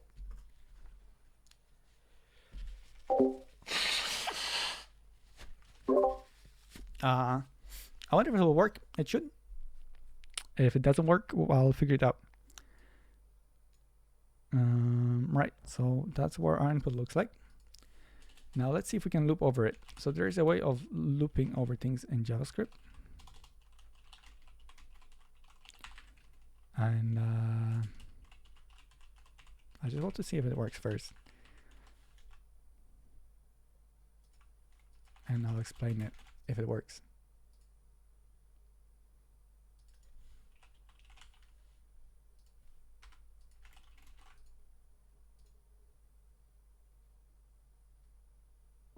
So okay, so it loops over 10, which was 11. Yep, that works. So this will let's call it card index. This will loop over the string that we get here for as long as the string is card is not defined, right? For like the length of the string. So what this says is loop over for each element in the input, get me that element. So if we have 16 elements here, which we do, 17 actually, then we'll loop over all of this. And you know, it's the same as doing for let I is equal to 0 while I is less than input dot length I plus plus. And they're the exactly same thing. But you tell me which one is cleaner and which one is easier to remember. What if I do off? There's an off keyword as well. And that will loop over not the indexes, but over their characters themselves, which is even neater because we don't really have to worry about the indexes. And hold on, do we? We want the position. So we do need to worry about the index, but what we can just do is we can do input index of. I hope we can do that. Char. It's called IDX, but it's not IDX. It's not an index of the character. It's the character itself, because I did change it. And does it work? I'm not console logging it. Console log. Console log.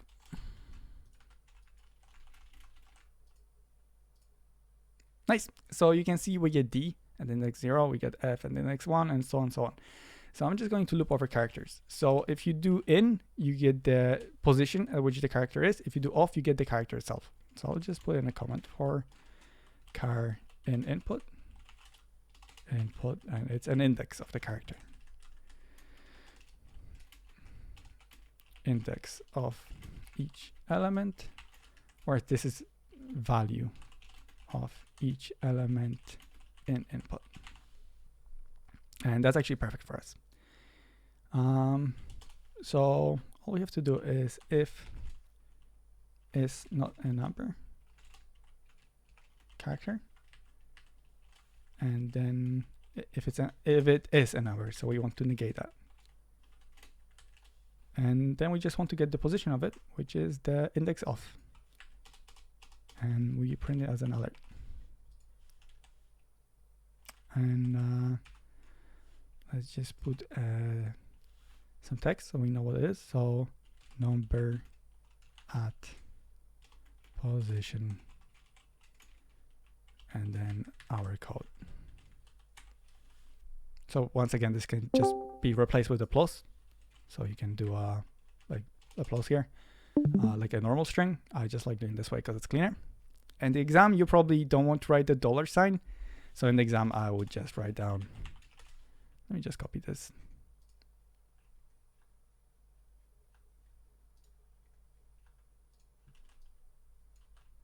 In the exam, I think doing the plus version might be faster, like so. Same thing. And And oh yes, index of our character. And let's see if this works. So the time now is 1928.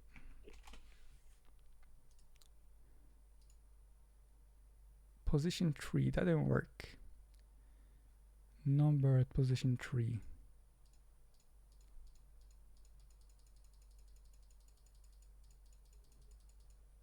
That's a lot of alerts.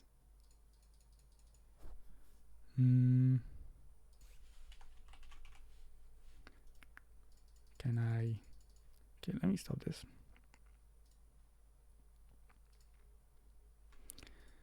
Let's refresh. Okay.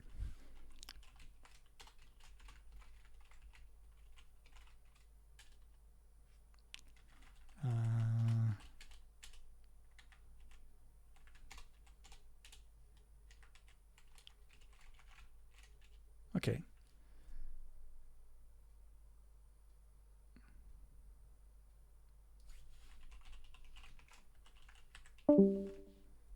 Why is this not working? That's a very good question. Can you use inner HTML instead? No, I don't think so.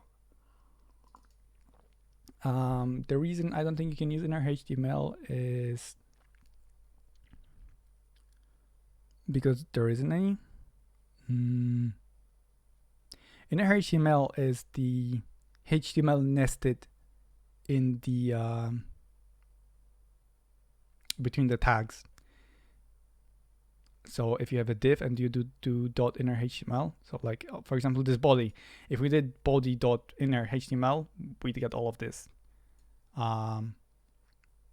Whereas we want the value, we've input it here. So use value, don't use inner HTML when you want to edit HTML or read HTML. So when you're making a dynamic table, I don't think you've made dynamic tables. So it's like a table that is only as long as it has elements. So if it has 16 elements, it will be 16 long. So then you want to like create a string that will like consist of the HTML. When you like add some HTML, like a table rows or table columns or cells, right? And then you put this in some loop, and then like for each element, you do something like, you know, element, and that will like create a table that's has like cells, and then each cell has like a different element, and then you append it to some string, and then you set that string as an inner HTML. So like element dot inner, not, let's call it something else, div dot inner HTML. Is it all capital K? Yeah. Is equal to string. And then you're like setting the HTML of some div, whereas the value will get like, for example, like in the input, it will get the value of the input. If the text area will get the value of the text in the text area. So yes, you want to use a value instead of inner HTML. I don't think it will work. I'm not gonna test it now because it will mess up my code a little bit, but you can test it yourself and see if it works. What I want to find out is see why my code is not working. I need to host it again.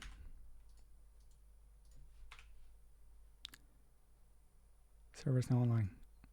Offline. Online. Perfect. Now, let's get rid of these alerts for a second and do hello. And just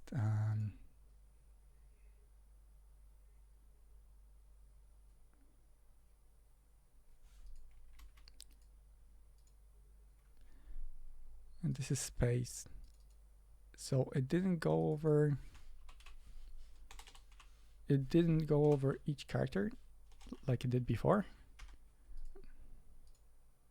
Well, it's going for each character, right? I'm not mistaken here. All right, because we're only displaying inside the if. Yeah, okay, so that works. And then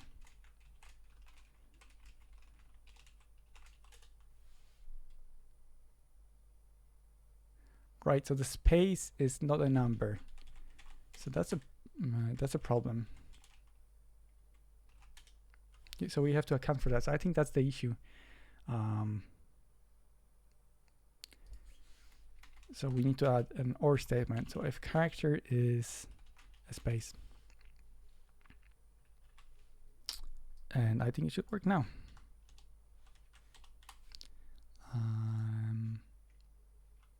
Let's have a try. The time now is 1934.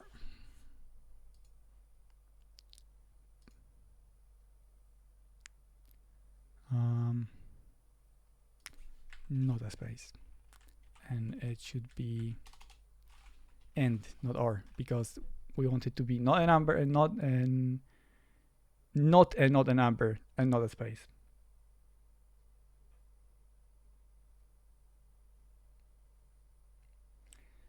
You could just probably do, yeah, that didn't format right. If you use here's a good Discord advice. If you're writing code, use backticks, and then it will, work properly. So if I do something like this, that will send properly, but if I do something like this, that won't. So you can even do syntax highlighting. So can I stop using caps lock? Yeah. So that's why Discord is great, and that's why I use Discord. So if like send all of this here, you get this nice colored output. Makes my life makes life much easier. Oh yeah, good. I just makes your life a little bit easier when you're on Discord. Back to this. The time is, let's just copy paste 14 and 1 and 8.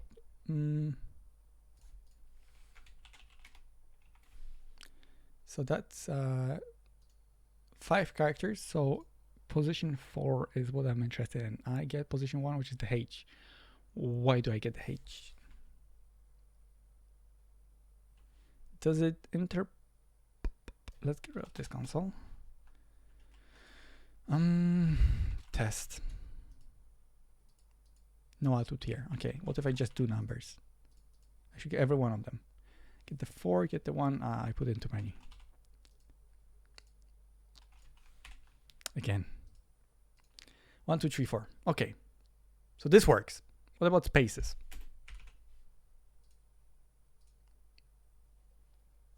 Uh, 1, 2, 3, 4, and 2 7s. Right. This is working. So then, if I do that and do space, time, and 18, and that's 2 digits, and they're like position -1 and -2, so 10 and 9.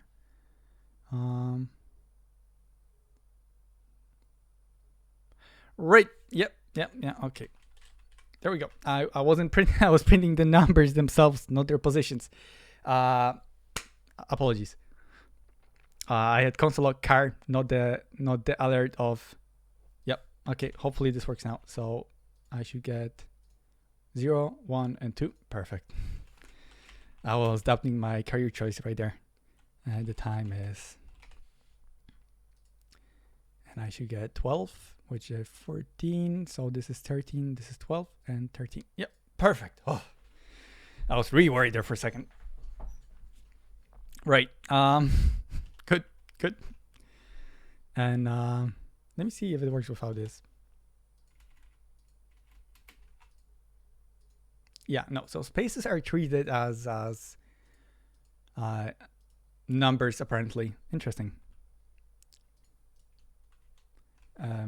Yeah, one of the mysterious things, one of the mysterious ways of JavaScript, I suppose.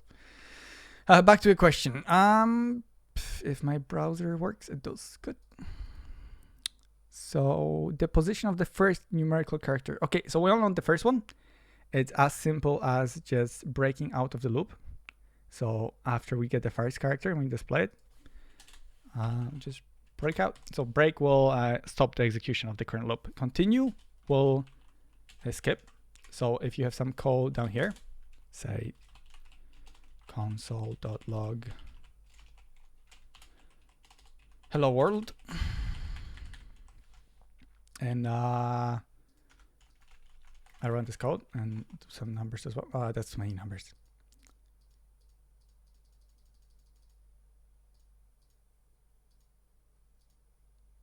You can see the hello word didn't display because whenever we get here, we just say, okay, we're done. Just go to the next iteration of the loop. We're not breaking out of the loop. We're just going to the next iteration of it. So the next character in the sequence. Break will just stop the loop, and that's it. We're just going further down the code. So it should stop at the first digit. So D time is 19, and we should only get the position of the 1. So characters 14 and number position 12, which is 13, 12, and we shouldn't get a 13. We did not. Good.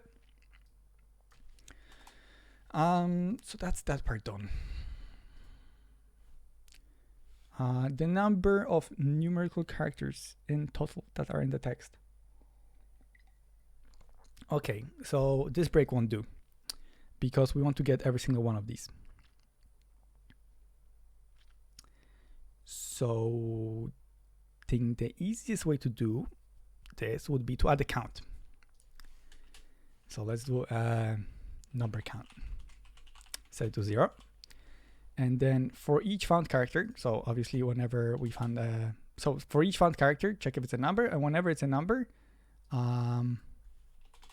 increment our count, so do count plus plus. So plus plus is the same as plus equals 1. I'll actually do plus equals 1.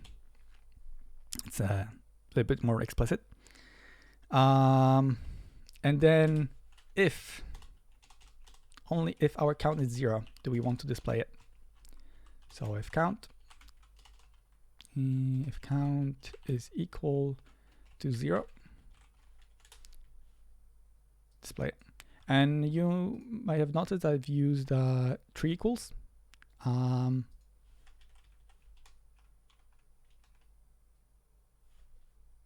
space here. Why is this wrapping around? Why is this semicolon a new line?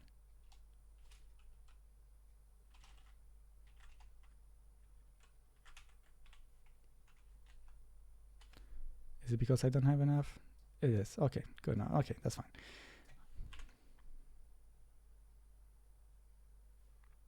I do have an error. Yeah, that's I have an extra bracket there. Perfect. So the triple equals, they make it so that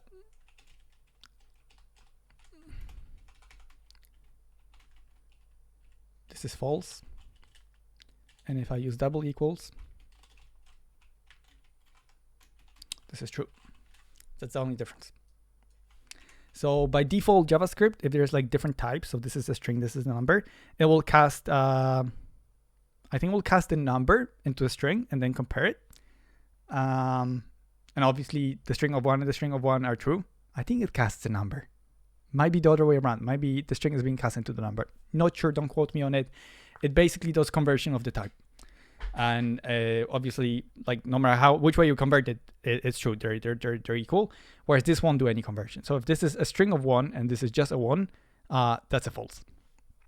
So for an assignment like this, where you want to treat strings as numbers whenever applicable, yeah, just use that double equals. But the count is an integer, so I'm just using triple equals. You can get away with double equals. Doesn't really matter in most scenarios. And this should work, I think. So, oh yeah, we need to display our count as well. And we don't want to break now because we want to count every single digit. So we need to keep going. And I'll just do a console log character. Oh, wait, no, never mind. What I want is actually an alert. Well, you could do console logs. The question doesn't specify how you should display it, I think. Calculate and display. Well, technically, you're supposed to display on the page. Just use an alert, but I think you'd be fine with a console log. So once I'm done with this loop, I just want to output the count. So alert total numbers or total digits, and then number count.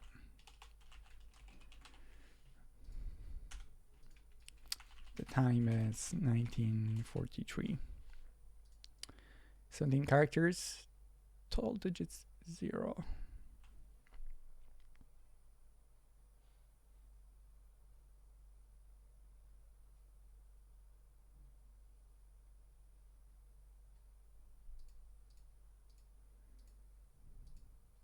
That's in the for loop, is it? It is. Yep. That's why indentation and proper code management is very important in JavaScript.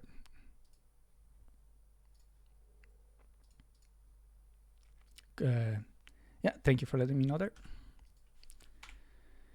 The time is 1944. So 17 characters, so 7, the last one is 16.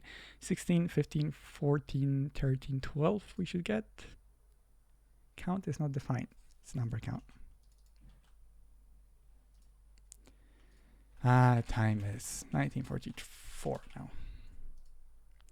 So 13, so that's 9, I think. Count is still not defined. Why am I using count? Yep, I see that. Thank you.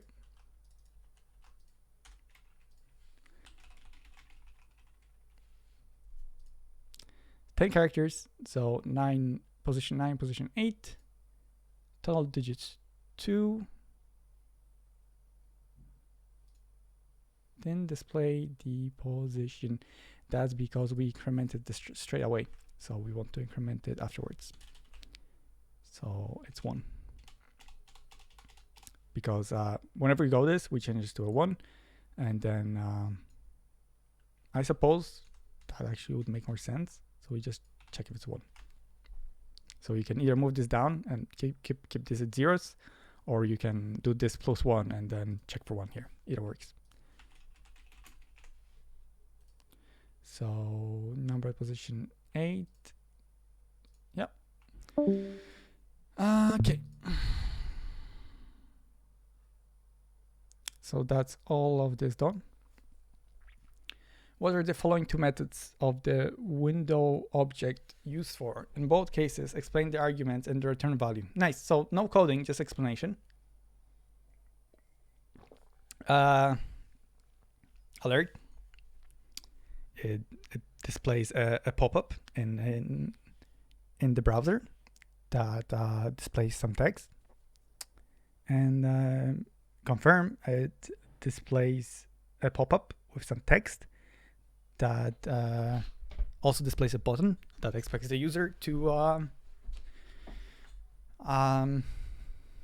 wonder, it displays one button, I think it does.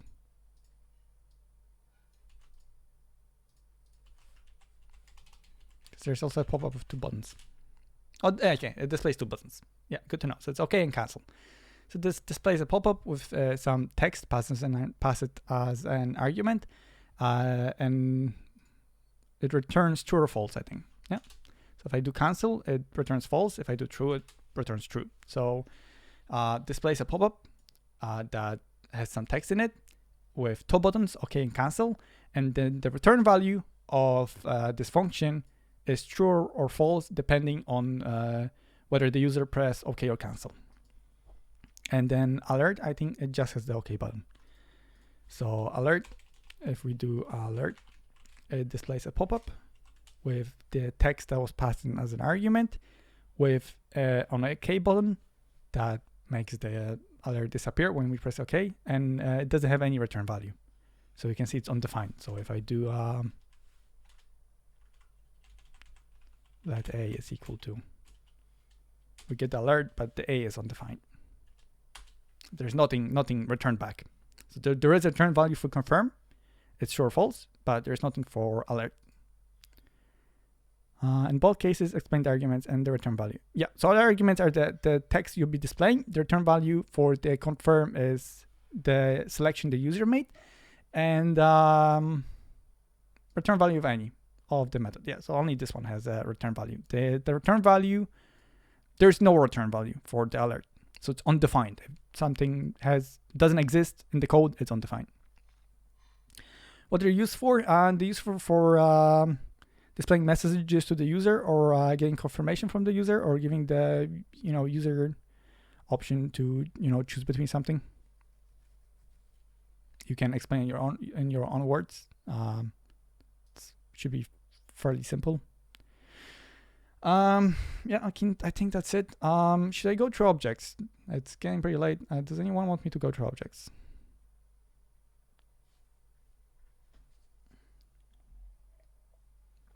Are we all tired? I have time. Right. Objects. Yeah, I don't mind. As long as you have time, I have time. Okay, let me think. Because objects are not straightforward at all. I'm going to save this first. Let me do some cleanup here. So I just want to make sure this code works. I don't want to give you faulty code. So 7 characters, number, position 5, and total digits. Okay. I'll add some comments later, and I'll make it valuable to you. I can just close this. And let's go to exercises, and let's do a new exercise. Exercise objects. And let's open this folder.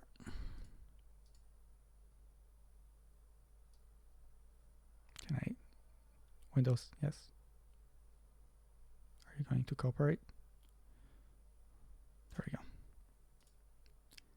And I think that's the wrong browser. There we go. Right, so let's start with the index.html. And let's host it. Perfect. Yeah, I'll look at this question before I start objects. Is there anything, any recommendation I could make? Text area. So HTML, you just have to remember it, like all the different parameters. If you go to W3 Schools forms, W3 Schools or something like that, like all the code is pretty much here, and different elements. You just like have to memorize it. As I said, 60-70% of this module is memorization of the syntax. It's 10 marks, so that's a lot. And yeah, forms are a pain, so that's an appropriate number of marks for a question like this. Write a JavaScript function to check the validity of the form when the submit button is clicked. So you would do onClick, and you do onClick on the button, and then you get the event, I think. Do you get the event?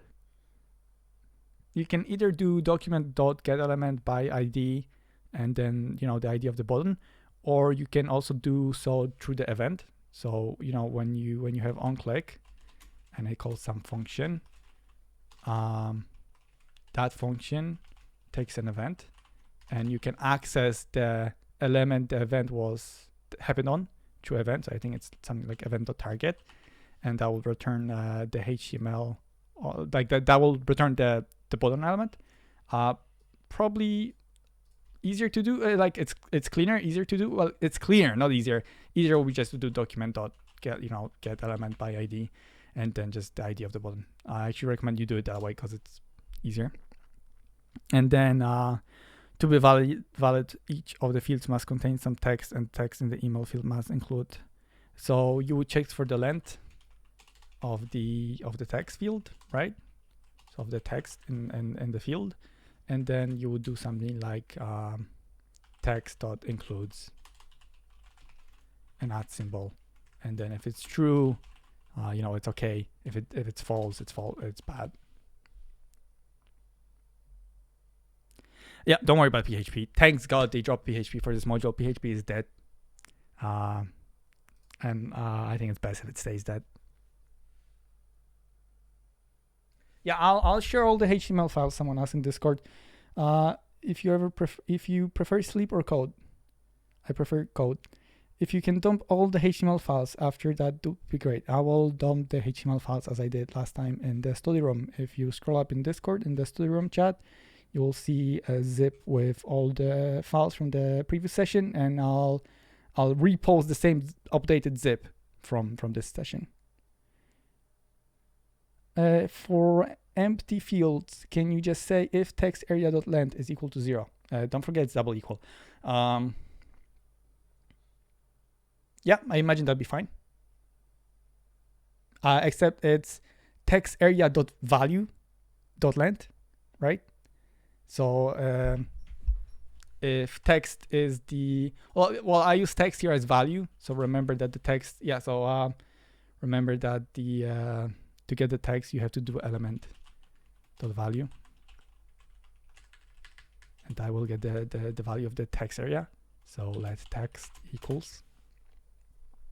And then, you know, I'm checking for text.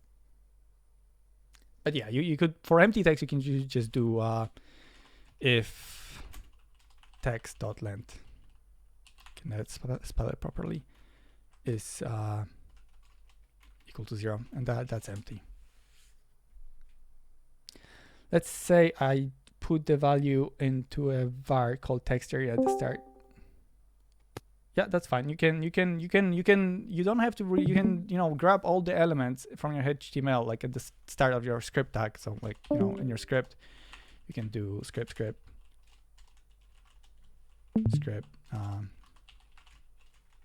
and then you can like grab all the elements here. Document.getElement by ID, some ID, and you can do that. That's fine. I do prefer to do that inside functions or whatnot. Try to keep your code clean, especially when you're writing on paper. There are different tricks and that you can like do when you're writing code on paper, like I've mentioned before. So yeah. And if you haven't done so yet, sit down with like an empty page in front of you and just try to do one or two of these questions just on an empty page, because like, you know, I'm writing code here, and I get these recommendations. It's called IntelliSense, I think it's spelled like this, and like it's recommending me, you know, proper code. You don't get that when you're writing code on paper, so it can be quite a shock. So sit down, do at least one question on paper just to get the feel for it, just to kind of see how much you actually remember. It's always easy to do things when you've like access to the internet and whatnot. Objects, right? PHP, no need to worry, it's dead. Let it stay dead. Good. Index, right? Objects. Classes and objects.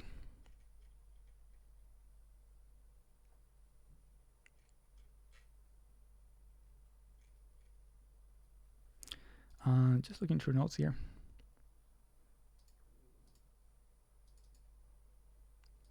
That's Ajax. Is it only Ajax? It's only Ajax.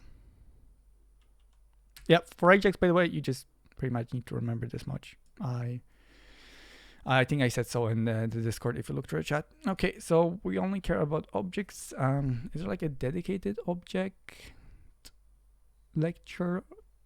Just a revision. But I didn't see objects being covered in the first place. So how is this a revision?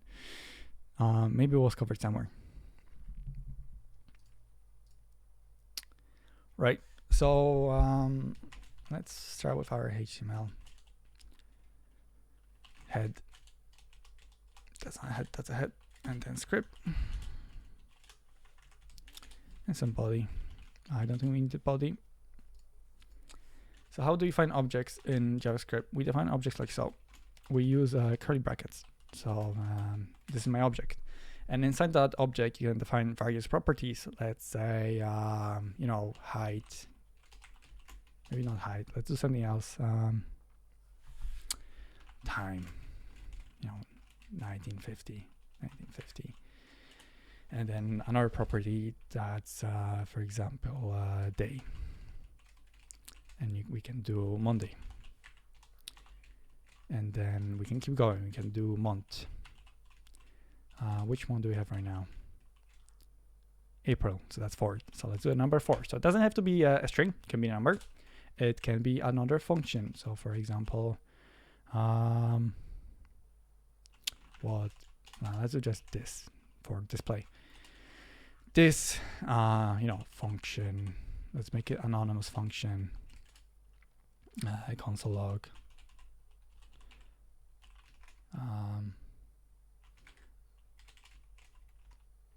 Hello.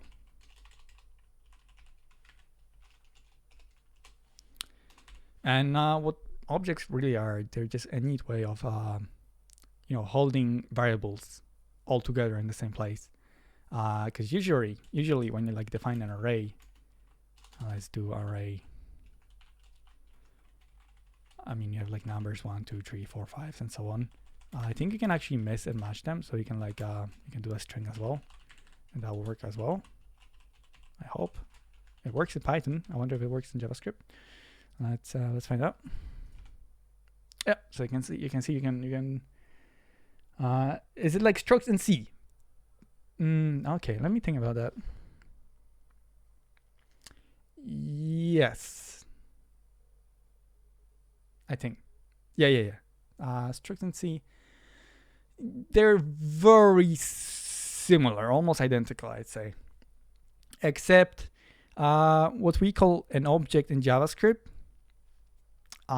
is okay. So a struct in C is an object in JavaScript, but an object in JavaScript or any other language for that matter is not a struct in C. At least not exactly. They're not one-to-one. That's the best analogy I can give you. Yeah, so this is just an object, and like if you have an array, they're all sequential and they can be a pain to access. Like say I want this string, or like I have a set of numbers and then I have some other parameters like name or whatnot. Like you have to know the exact position they're at to access them. So this would be position 6 for the name, I think. Yeah, so let's just add an RE to make sure. Yeah. And like tracking of these positions is very messy and very unpleasant. So instead we can do objects. We can put arrays in objects as well. So let's do our array 1, 2, let's do 10, 20, 30, 40, 50.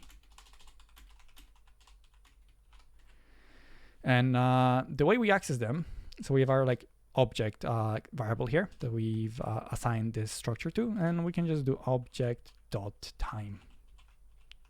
Let's do a console log object dot time. You see we get the output of time. We can do day, we get we get Monday, we can do month, we get 4. We can call a function this, and to call a function you need to specify the round brackets, and you can see it's saying hello, and this undefined. I think that's interesting. That might be like the return value. Okay, yeah, that's return value. So if I return, for example, return. Okay, actually, let's keep this as a comment. Do return hello there.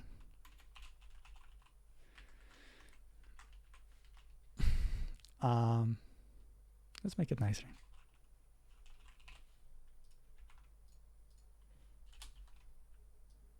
Always play around with your code. It's what makes life manageable.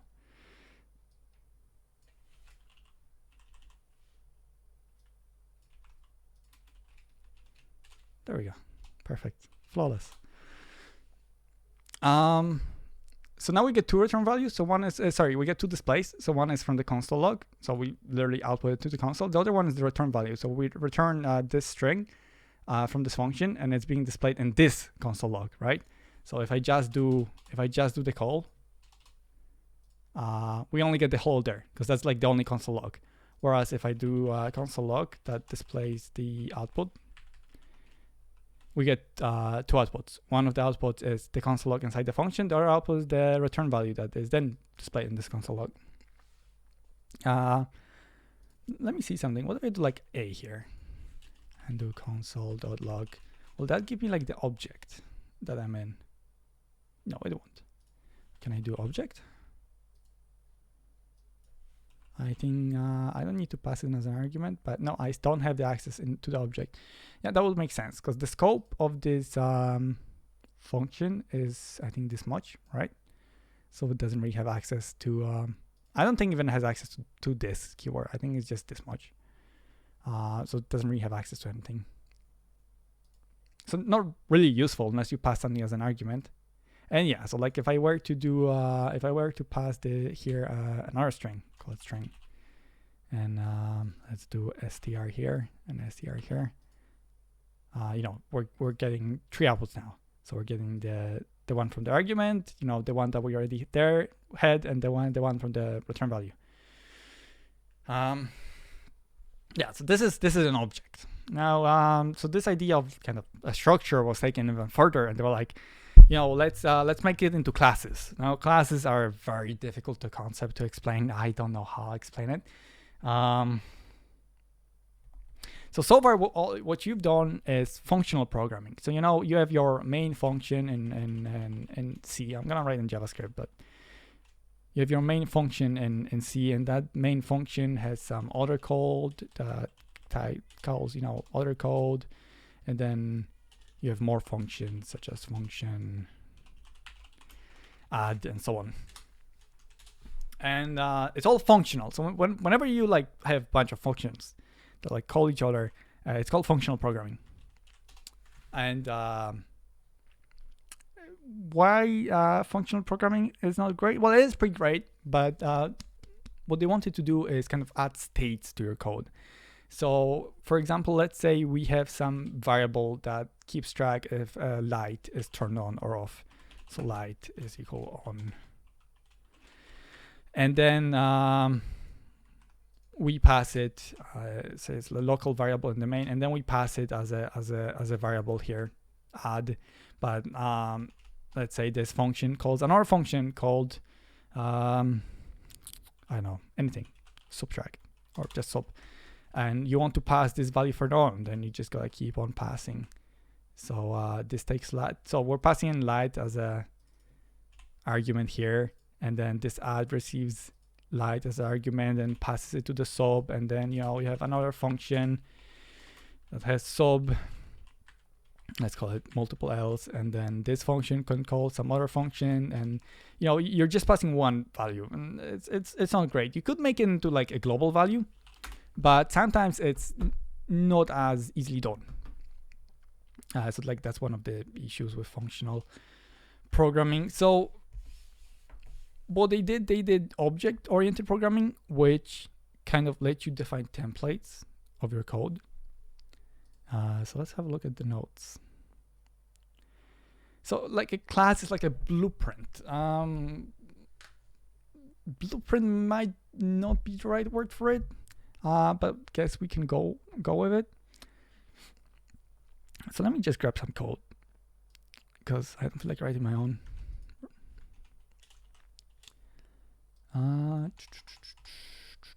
Okay, what do we not need?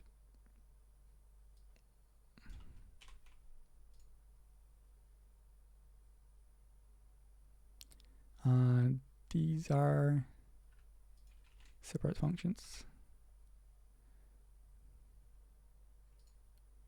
This doesn't look like a valid CSS. Why is there var y in my class? Sorry, CSS JavaScript. Interesting.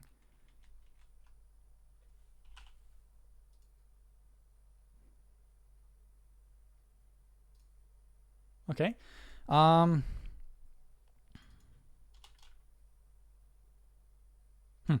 Okay, I'll figure it out in a bit. Yeah, if you have any idea. Yeah, I'm not gonna worry about it. It just might be pseudocode that like he's trying to emphasize that this is a variable. Prototypes. He went over prototypes. Yeah, prototypes are important thing to know overall in JavaScript, but I'm not sure if classes are. Right. So he went with cars. What can we go with instead of cars? Animals? Let's do animals. An animal. Right. So, you know, an animal has few properties. They have things like eyes and legs. Eyes, legs, and color. Sorry, color. One of them is British, the other one is English. I think in JavaScript, the consensus is we use American, right? They say British and English. I mean American and British. I think we use, not sure which one we use in HTML. I think both are valid actually these days. It used to be that you could only use one. That was like years ago when I was like younger than you guys are now. Getting old. Anyhow, animal. And let's change this to animal. So, you know, rather than specify a separate code for each animal. So imagine we have like 3 animals. We have a dog, we have a dog, a parrot, and a worm, right? So rather than specify a code where we have, you know, or like an object like this one, right? Where we have object that has like legs. A number of legs is for a dog is 4. And then we have, you know, eyes 2 and colors, for example, brown. And then for a parrot, you have 2 legs. So, you know, you'd have to specify another object. So I'll just quickly do it just to give you a better understanding of what we're doing here. So let's do let dog is equal to, and then what do we need? We need legs. For legs, we need eyes, 2 eyes, and we need color. Let's do brown. And then, you know, if we want a parrot, we have to specify like another object here, call it parrot, and then, you know, parrot has 2 legs, 2 eyes, and it can have multiple colors. So let's do an array instead and do blue. Actually, blue is pretty rare in nature, so let's do red and yellow. Yellow is pretty common, I think. Is it? Not really. Green. Let's do green. And then what was the last one? Last one's worm. Do worms have eyes? Let's say this worm has no legs, and they don't have eyes. Good. And let's make it color translucent. Someone tell me if I spelled it right.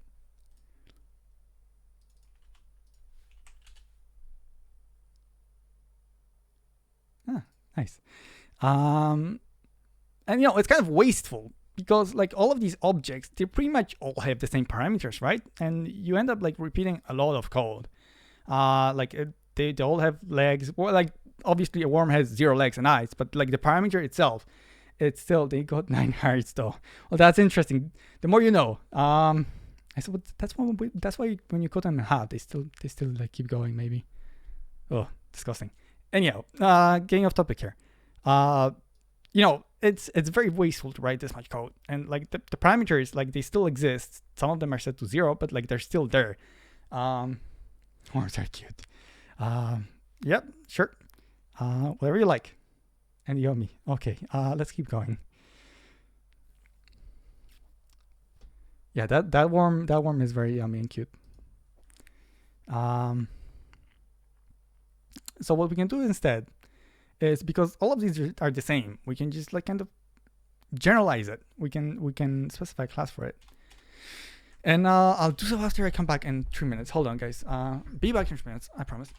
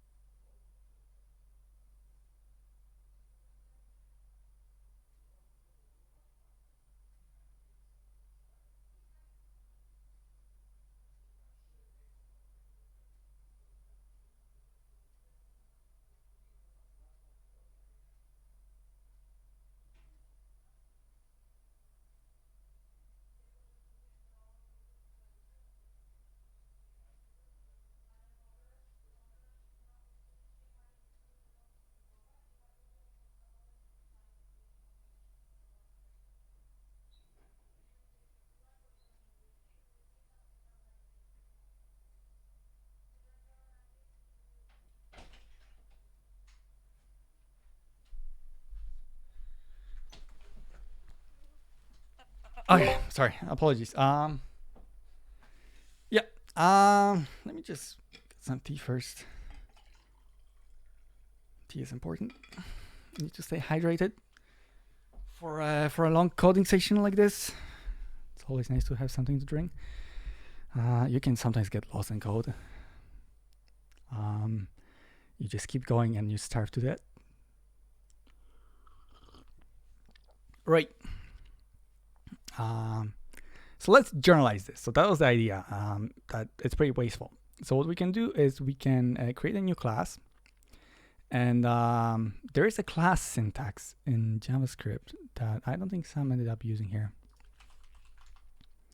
There is. He uses the, he just uses an old version of the classes. So if we go to JavaScript classes,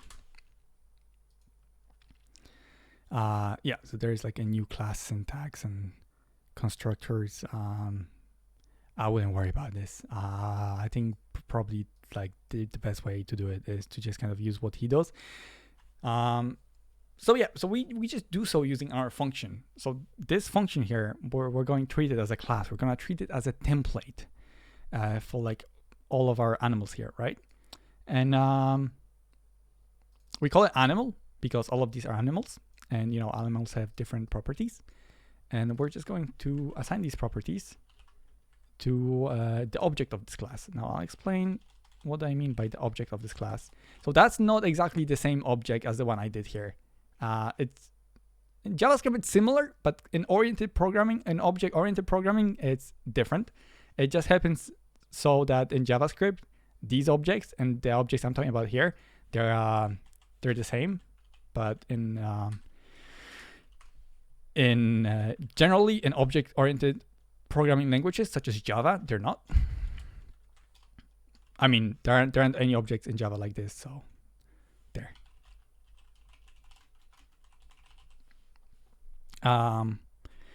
So what this does is it makes it so when we create a new instance of this animal class. So how do we create a new instance? So a new instance is kind of a new animal, right? So we use this template to create a new object, right? So like, for example, something along these lines. So this object has parameters, right? So what we're doing with the class, we're only specifying the template. We don't pass in any parameters. We just say, okay, you know, this class or the object of this class is supposed to have legs and supposed to have eyes and supposed to have a color, but we don't really specify any of them like we did here. We're just saying, you know, treat this as a template that the user can, you know, pass in the arguments, and then what you do is you return something like this. So if I do let, and let's do our dog with double G's, new animal. So we use the keyword new to animal, and we do 4 eyes, 2 eyes, and brown. And then we do console.log dog.legs. That should give us the number of legs of this dog we've defined here, hopefully. There we go. So we get 4 back. I'll make it more explicit. So this dog has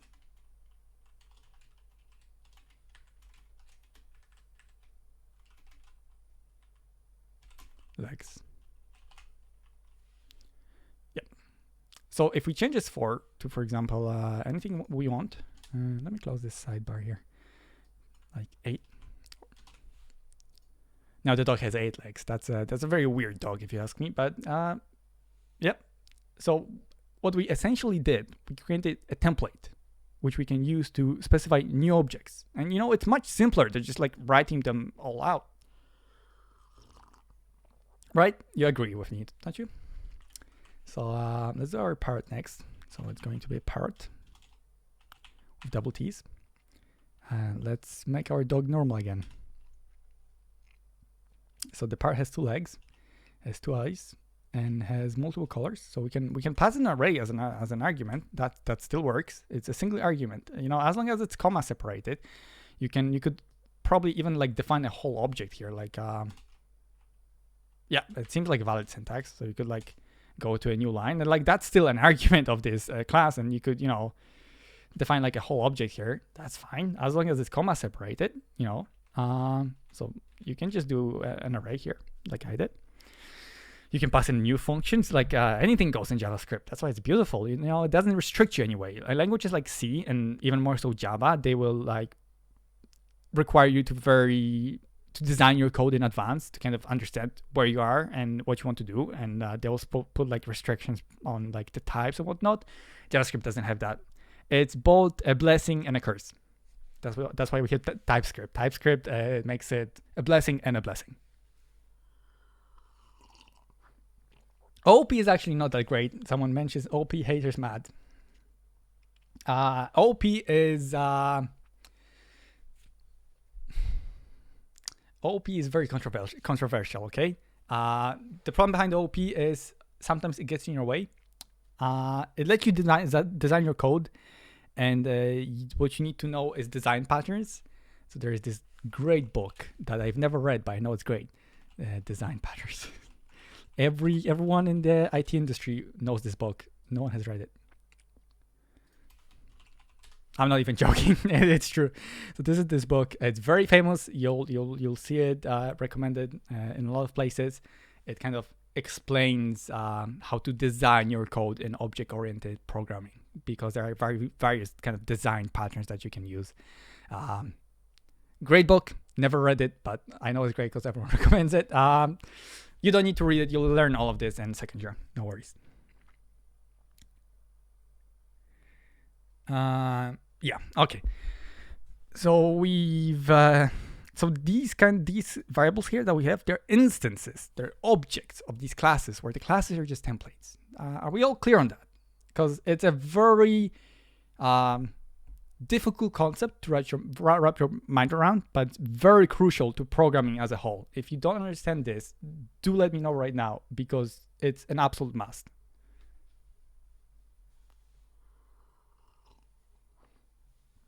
Essentially templates, and you'll go into more advanced object-oriented programming methods in your second year, and Java is absolutely great when you're, you know, designing your code and when you're writing assignments. Not so much when you just want stuff to work. Then Java can be really annoying. Yeah, classes. Once you understand the concept of classes, your mind just goes poof. It's like it's really nice. And you know, one thing we use the function keyword. I suppose if we just do class, will that work? What's the issue here? Let's have a look at the class syntax. I see. So yes, so this is like the proper syntax for classes in OOP. It's pretty much the same as what we're doing here. So I'll do another animal. I'll do it with double L's, because why not?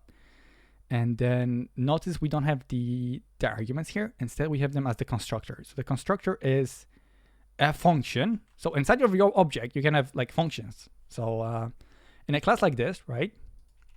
In this syntax, not in this one. I don't think in this syntax you can like do functions.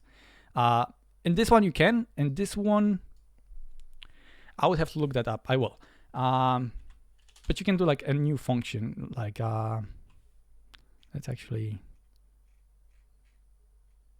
yeah. So they're called methods. Okay, so in object-oriented programming, a function of a class is called a method. So if you have just a function by itself, like we have here, that's a function. But if you have a function inside of a class, that's like one of the children of the class, right? So, for example, animals. What do animals do? They breed. Let's walk. They walk, and you can define a new function called walk. Let me just look at the syntax. Yep. And console, we can do console.log.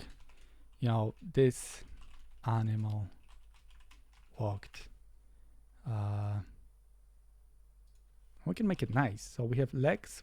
Let me do this part first, and I'll explain it. No worries. No worries if you don't understand anything. We do walked. We do legs by 4. I know it doesn't necessarily make sense to just do legs by 4 for like the distance you walked, but meters. So essentially what we have here is 2 methods or functions, but they're called methods. They're still functions. They're often even they're defined the same way. Not in this case. You see we're missing the function keyword, but they're like exactly the same. The only difference is they're part of the animal class. The difference between this and this is that this will always be called when we instantiate our animal. What do I mean by when we instantiate our animal? Well, this is just a template. It only exists as a design. So if you try, before you like create any animals here, if you try to do anything with it, like access it or anything like that, I don't think that will work. Like you can maybe access the walk method, but I think it will just return false because legs is not defined. Let's have a look here. It's not even a function. It's not even accessible. I think it should be, but it doesn't really matter. So this is just a template. It's a design. It's not like a physical thing yet. What we need to do is make it into a thing. So I've used the other design here. So that's the kind of the function design, and I'm gonna use the kind of the better design, the newer version of it. Let's call it. Hold on. What did I used before? I used dog and parrot. Let's do the same thing. So you can see the syntax for creating one is still the same. All we've changed is just how we like define our classes. And let's comment. Let's put this here and comment it out as well, just so it doesn't get in the way. Perfect, no errors. So if I do dog dot walk, not a function. Does it need to be a function? No. Is it this dot? Nope. And you want any ideas? Right. Here is not defined. Right. So these are passed as arguments, but we need to assign them back to the instance of the class. I'll explain the this keyword in a bit. It's actually probably the most confusing thing about the whole thing. So I copied this code from the website, and now it's biting me back because I didn't do it properly. Legs. It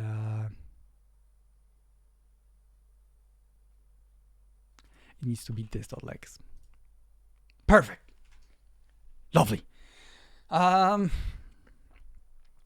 you can see now, like, we have this walk function inside the animal. And if we change the numbers of dog, if we change the number of legs the dog has, you can see this change as well. Because the legs and the eyes and the color, they're like a property of this dog object. And then if we do the same with parrot, so let's actually like add a whole new parameter here called speed. And we'll make this. So let's add speed after legs. Make a little bit more sense.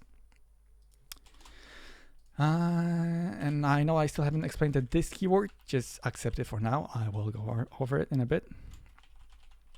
And let's make like the output of this. Let's make it this.legs multiplied by this.speed. And now say legs, a dog has 4 legs and give it a speed of 10. And a parrot has 2 legs, and let's give it a speed of, well, we're walking, we're not flying. So let's give it a speed of 2.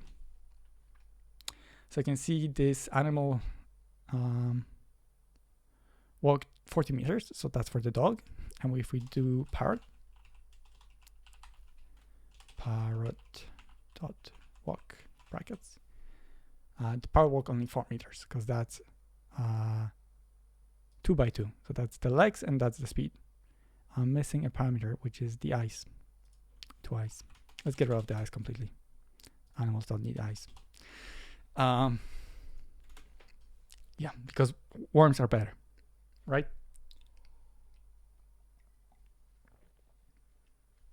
Try method. Yeah, that's the syntax on W3. Yeah, so it's just method. Okay, so what this keyword does, it tells when we instantiate it, it tells the class that these arguments should be assigned, in this object. So like, this object here, we're essentially saying, this object. So this object. So when you instantiate this class, when you make an object of it, assign these legs to this object, because you could have like a parameter that's like, you don't really want to keep track of, and you don't have to. So this is basically required when you're in classes, and it assigns things to the object you're working in, and it's not required for functions.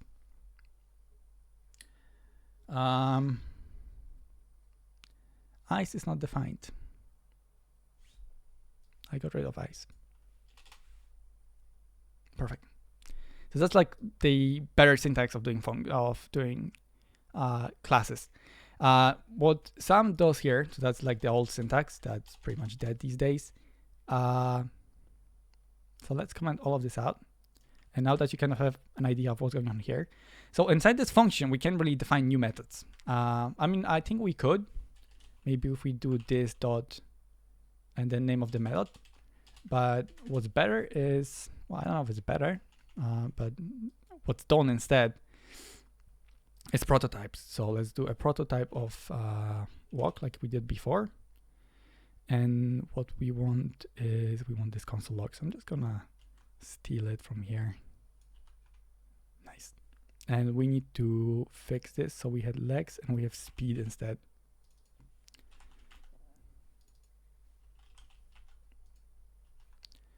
And so if we define our dog, and if we define our so let's give a dog a speed of 2 and power 2. Yeah. And then we can do dog dot walk the same as we did previously. And you can see that works pretty much the same the same way. So parrot, I don't know if I spelled parrot, double R. Yeah. Walk 4 meters. So it's the same as this. The only difference is we're using a function rather than class. We're still using the this keyword. So the this keyword means when you're instantiating this class, assign these parameters to this object. So if you don't assign one, it will simply just go missing, won't be accessible. So you can see it's a none. It doesn't exist anymore. Now I wonder if we can define a walk function in here just using this keyword. So let's actually try and do that. So let's grab this function, let's steal it, copy, format it nicely. That's not what I wanted. There we go. And yeah, that still works. So you can do either dot prototype, that works. So the prototype, don't really know what it means, but if you do the class name, right, and then you do dot prototype and then dot something, it will like assign a function to that. I suppose this makes a little bit more sense, or it's easier to remember. Either of these is probably fine. And this is the new syntax that kind of like gets rid of this function here, and rather than having arguments inside this as a function, you have them as a constructor. So the constructor is it's a method of the animal class here that's called when you instantiate the object. So whenever you do new animal, this gets called. This doesn't. This you have to call specifically. But whenever you do new class, a constructor gets called. If you're missing a constructor, well, that's an issue. This is getting very long here. A lot of messy code. So if I get rid of like all of this, what happens? Yeah, the function is missing, but we still called it. So like these values don't really exist. We create a new class, but like it doesn't really have any properties or anything like that. Right, I think that's fairly extensive tutorial on classes and objects. Like if you know this and you know this well, like you'll have no issues working with Java next year. And like this is pretty much like the essence of classes. They're pretty much just templates. Okay, anything else before I wrap it up?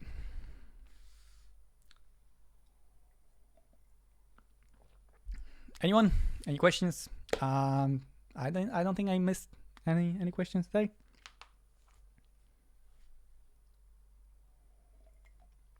I should rest. I should code. Coding is life. Yeah, good. Obviously, I expect straight A's from all of you in the exam, right? I'll put up the recording. Yeah, sure. I'll put up the recording on YouTube. It is almost 3 hours, I think. Is it? Yeah, it is 3 hours. So it will take like easily 24 hours to for you to process it. So so many questions. No, questions are always welcome, guys. Listen, the tutors in the labs and the lecturers are there only for one purpose: for you to ask questions. Like, if you don't want to ask a question during the class, like, go to the lecture after the class, ask them questions. That's what I always do. So yeah, you get a clarity if you get an A. Though I might have to make a new batch. But our programming teachers resent us for asking questions. I don't really know your programming tutors. But at the day of the day, we're all human. So maybe they had a worse day, or maybe they were upset about something. If they get upset every time, there is also a disk. So it's in a room in the IT building upstairs, in the upstairs room in the IT building. So that's the first floor. And you can pop in there, ask any questions you want. Yeah, honestly, you can ask questions in the Discord. My C is pretty poor. I haven't really coded in C since second year. And good news is you won't code in C after this semester either. You'll probably use Java. Java is pretty nice. Java is like a level above C. It's not perfect, but it can get in your way as well. But everyone pretty much switches to Java. Opinions on COP. What do you mean COP? What does CPP stand for? Component C++. Oh, right. Yeah, CPP. Okay, yeah. Okay, so I did do some C++ when I was like a kid. That was like when I was still in my secondary school. It was nice at the time. It kind of served as a nice introduction to programming. So it served its purpose well when I was like just picking up programming. There's a lot of resources on C++. I've never really got into coding C++, but it's very fast, and it's object oriented. It's so like C. The problem with C was, so Java happened, or did Java happen before C++? No, I think C++ happened. I'm not sure which happened first. Either it was Java or it was C++. Either way, object oriented programming became a thing, and C wasn't coding anymore because you couldn't do objects in C. Well, you had like the structs, but like they weren't really that great at their job. They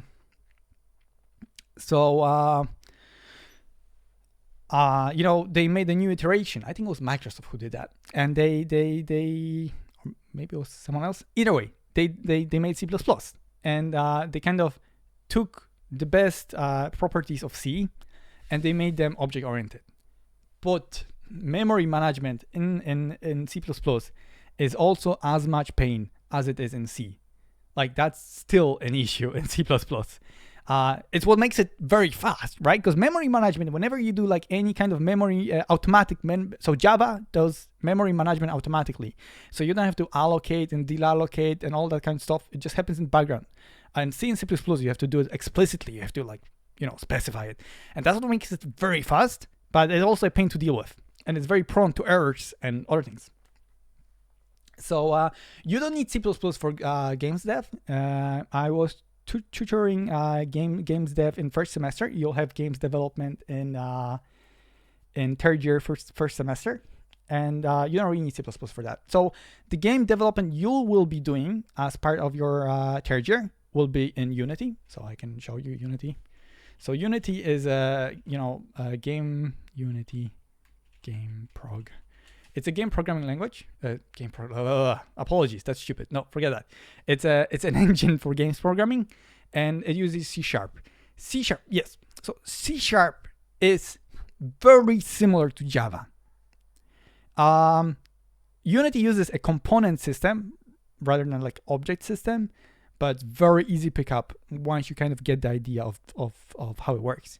My recommendation would be just kind of let games programming be right now, and really if you want to go that direction, get into Java, because Java it's on its way out. Unfortunately, it's dropping in popularity, which is a good and a bad thing.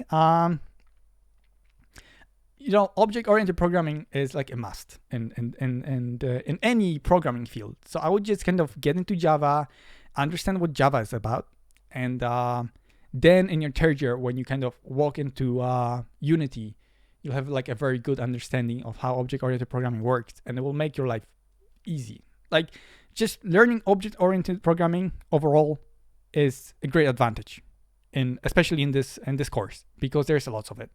I think there's like 3 modules of it. There's one module in semester 1 second year. There's another module in semester 2 second year. At least I think they're separate modules. They might be joint now. They might be like a single 2-semester module. And there's, I think, another module in third year that also does object-oriented programming. So there's a lot of object-oriented programming, and it's all in Java. So learn Java, and then you'll pick up games programming naturally when you start it in third year. So that would be my advice. So I wouldn't worry about games programming yet. Especially, games programming is not really what I thought it was when I got into it. It's really a pain. It's more pain than you think. It's hard work. It's a lot of hard work.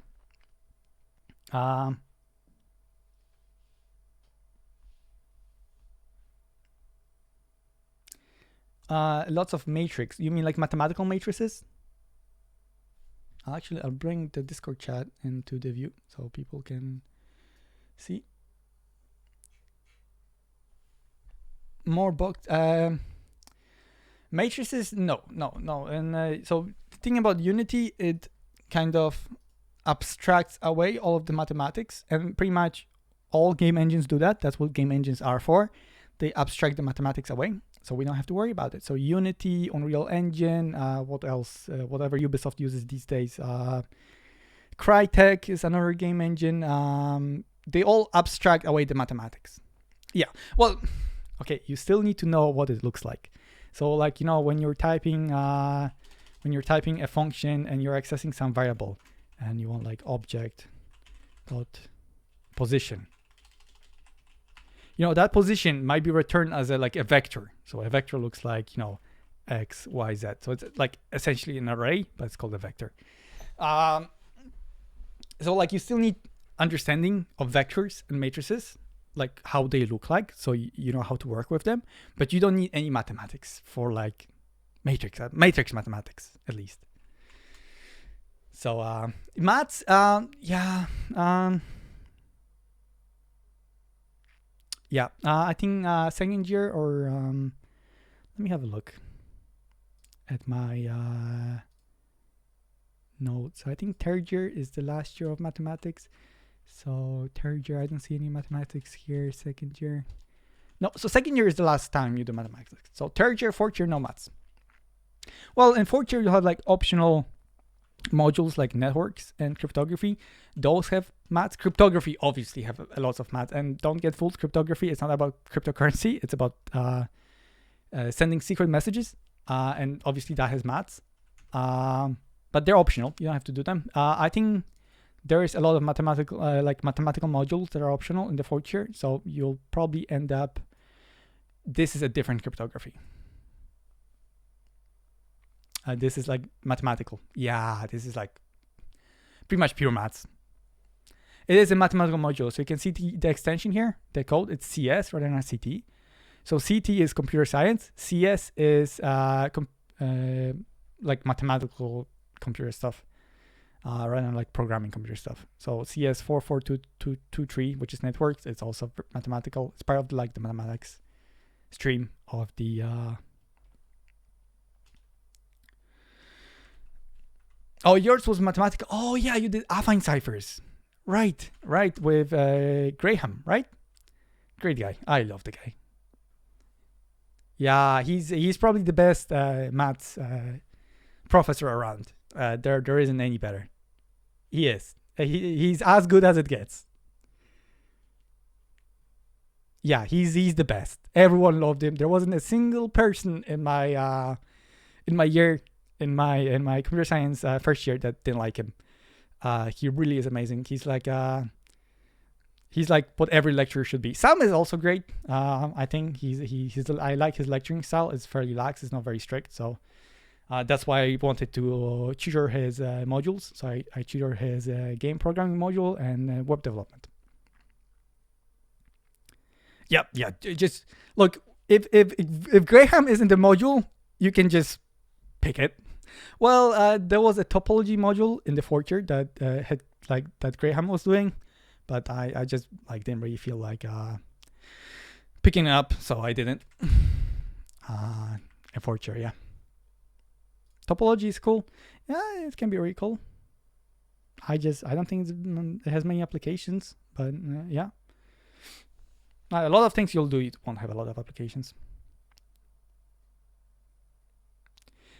I'll try. Okay. I'm working on assignment 6. I'll probably wrap it up today. At least I'll try, and I'll start assignment 7 tomorrow evening. I'll try to get it done in that evening. So that's 19th, and then there is a big assignment with the forms or the calendars. Yeah, the calendars assignment will take some time grading because just of the sheer complexity of it. Like the one when you had to calculate the dates, right, and do everything. That question did come up in 2019 or 18. So do know that if you want to. So you only have to do 3 out of 4, I think. So you can kind of abandon one question. So if you don't want to, learn the calendar, learn everything else. So learn CSS tables. Honestly, the animation the animations. Hold on, where's my browser here? So this is a very old exam. Can I get something more recent?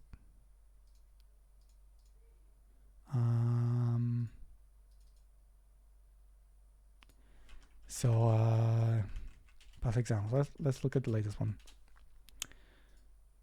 So first question is a free question, pretty much. It's just supposed to get you marks. So it's some mathematics, some accessing elements and whatnot.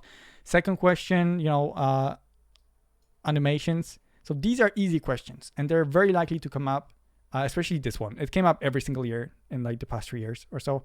Just know this, right? Which would I suggest abandoning? I personally, I would suggest abandoning one of these. Hold on.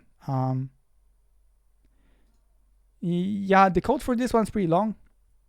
There might be a way to make it more streamlined than what I did on Saturday. So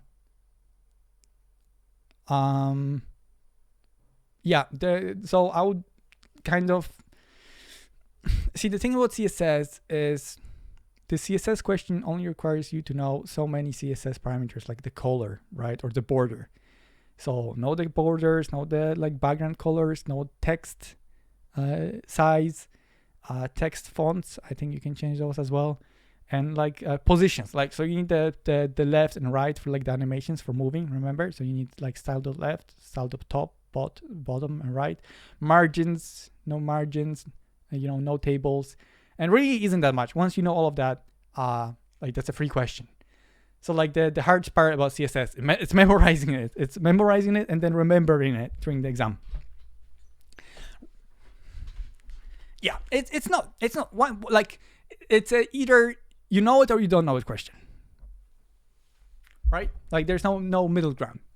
With a question like this one, you can maybe figure something out and maybe get half or some of it. This question, it's 10 and 10, and actually that's a lot of marks for such a simple question.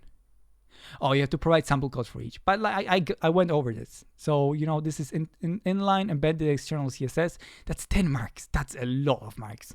So like 10 marks, you'd be expected to write like at least a paragraph for each. So a paragraph for line, paragraph for embedded, and paragraph for external. It's like, you know, like 1/3 of a page, and like explain it in detail and provide sample for it. So like, yeah, remember, if you're not sure how much you're supposed to write, look at how much the question's worth, and then you'll know. To be honest, the first part is easy marks. Yeah, this is easy marks. Well, just make sure you're right enough. So like, I'd say half a page minimum. Like without the examples, and half a page isn't that much. It's like, it's not that much. It depends how big is your writing. Yeah, no, it's only the second part that's kind of hard. Do know how to link your CSS. I forgot that in my exam. When I was doing this, I just panicked and couldn't remember. You don't need type, I think. But like in this scenario, it was given to you, so that's pretty nice. But they do ask you to manipulate it, so you have to write a CSS. So that's dot. So like in a new CSS file, you do dot top left, and then you open curly braces and write CSS in it. So the way you would do this, yeah, this is actually not that simple.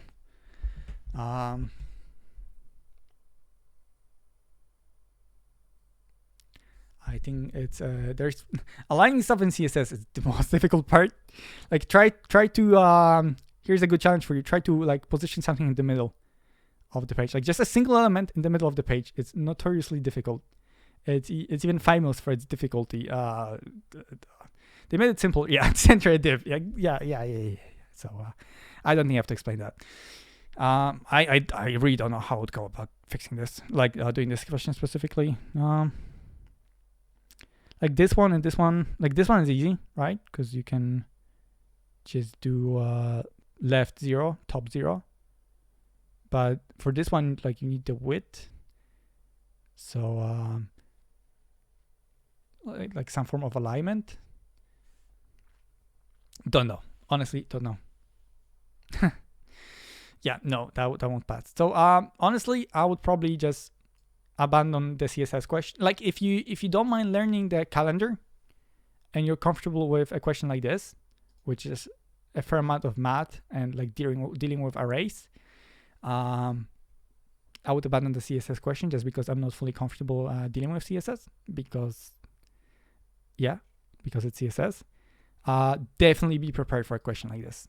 I mean, it's one does not simply center a div. Yeah, I think it's pretty much guaranteed question at this stage, since like it came up a lot. Maybe not exactly the same, but yeah. I did cover this question on Saturday, and if you go to YouTube, there is like a chapter for it. Yeah, well, it's not a lecture. Let's just call it a tutoring session, okay? I don't want to put Sam out of his job, so.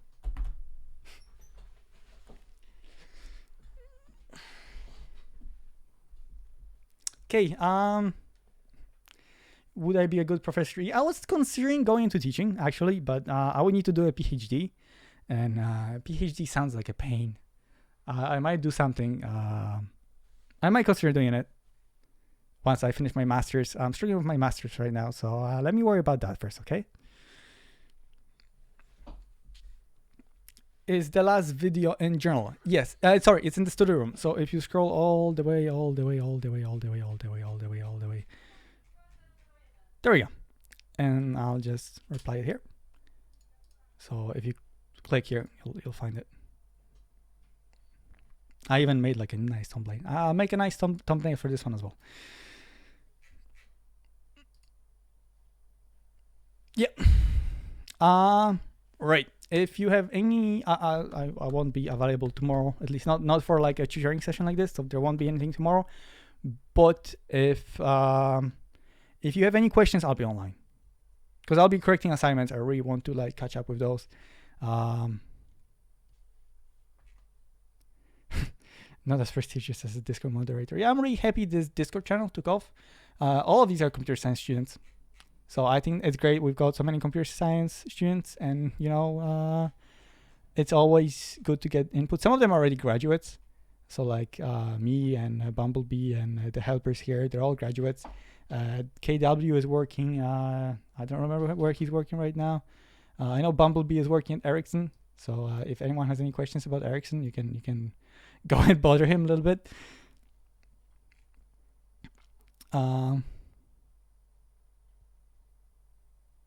Yeah, it's not as active, but now and then. Also, there's lots of memes. Do have a look at the memes, especially the old ones.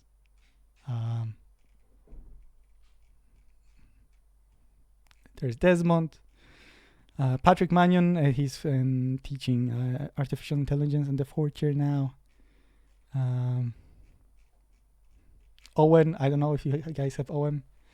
Owen, yeah, Frank is is great. Graham was here somewhere as well. Frank is probably the most popular. Josephine, yeah, lots of. We used to call Frank with like a U. This is an actual photo from my class. Frankenstein. This is like what you wear when you go to your ceremony when you get a PhD. This is like the robe you get. I'm really proud of this one. Made it myself. Not all of these are mine, even though I posted them, because they were all originally posted in Messenger. Okay. I think it's getting late. I'm gonna wrap it up, guys. Good luck in your exam. If you have any questions, I'll be online, but I won't be online for like a video or tutoring session like this one. Okay. So good luck in your exam, and if you get 100, I'll get you a free eclair, but it has to be like 100. Okay, let's make it 95 plus. I think that's reasonable. What with eclairs? Well, I made some eclairs. They're downstairs. You don't like eclairs? They're homemade. Homemade is the best. They're great. I got into like cooking and baking, and it's always nice to kind of make your own stuff in the kitchen. Okay. Bye bye. I'm gonna finish the recording now.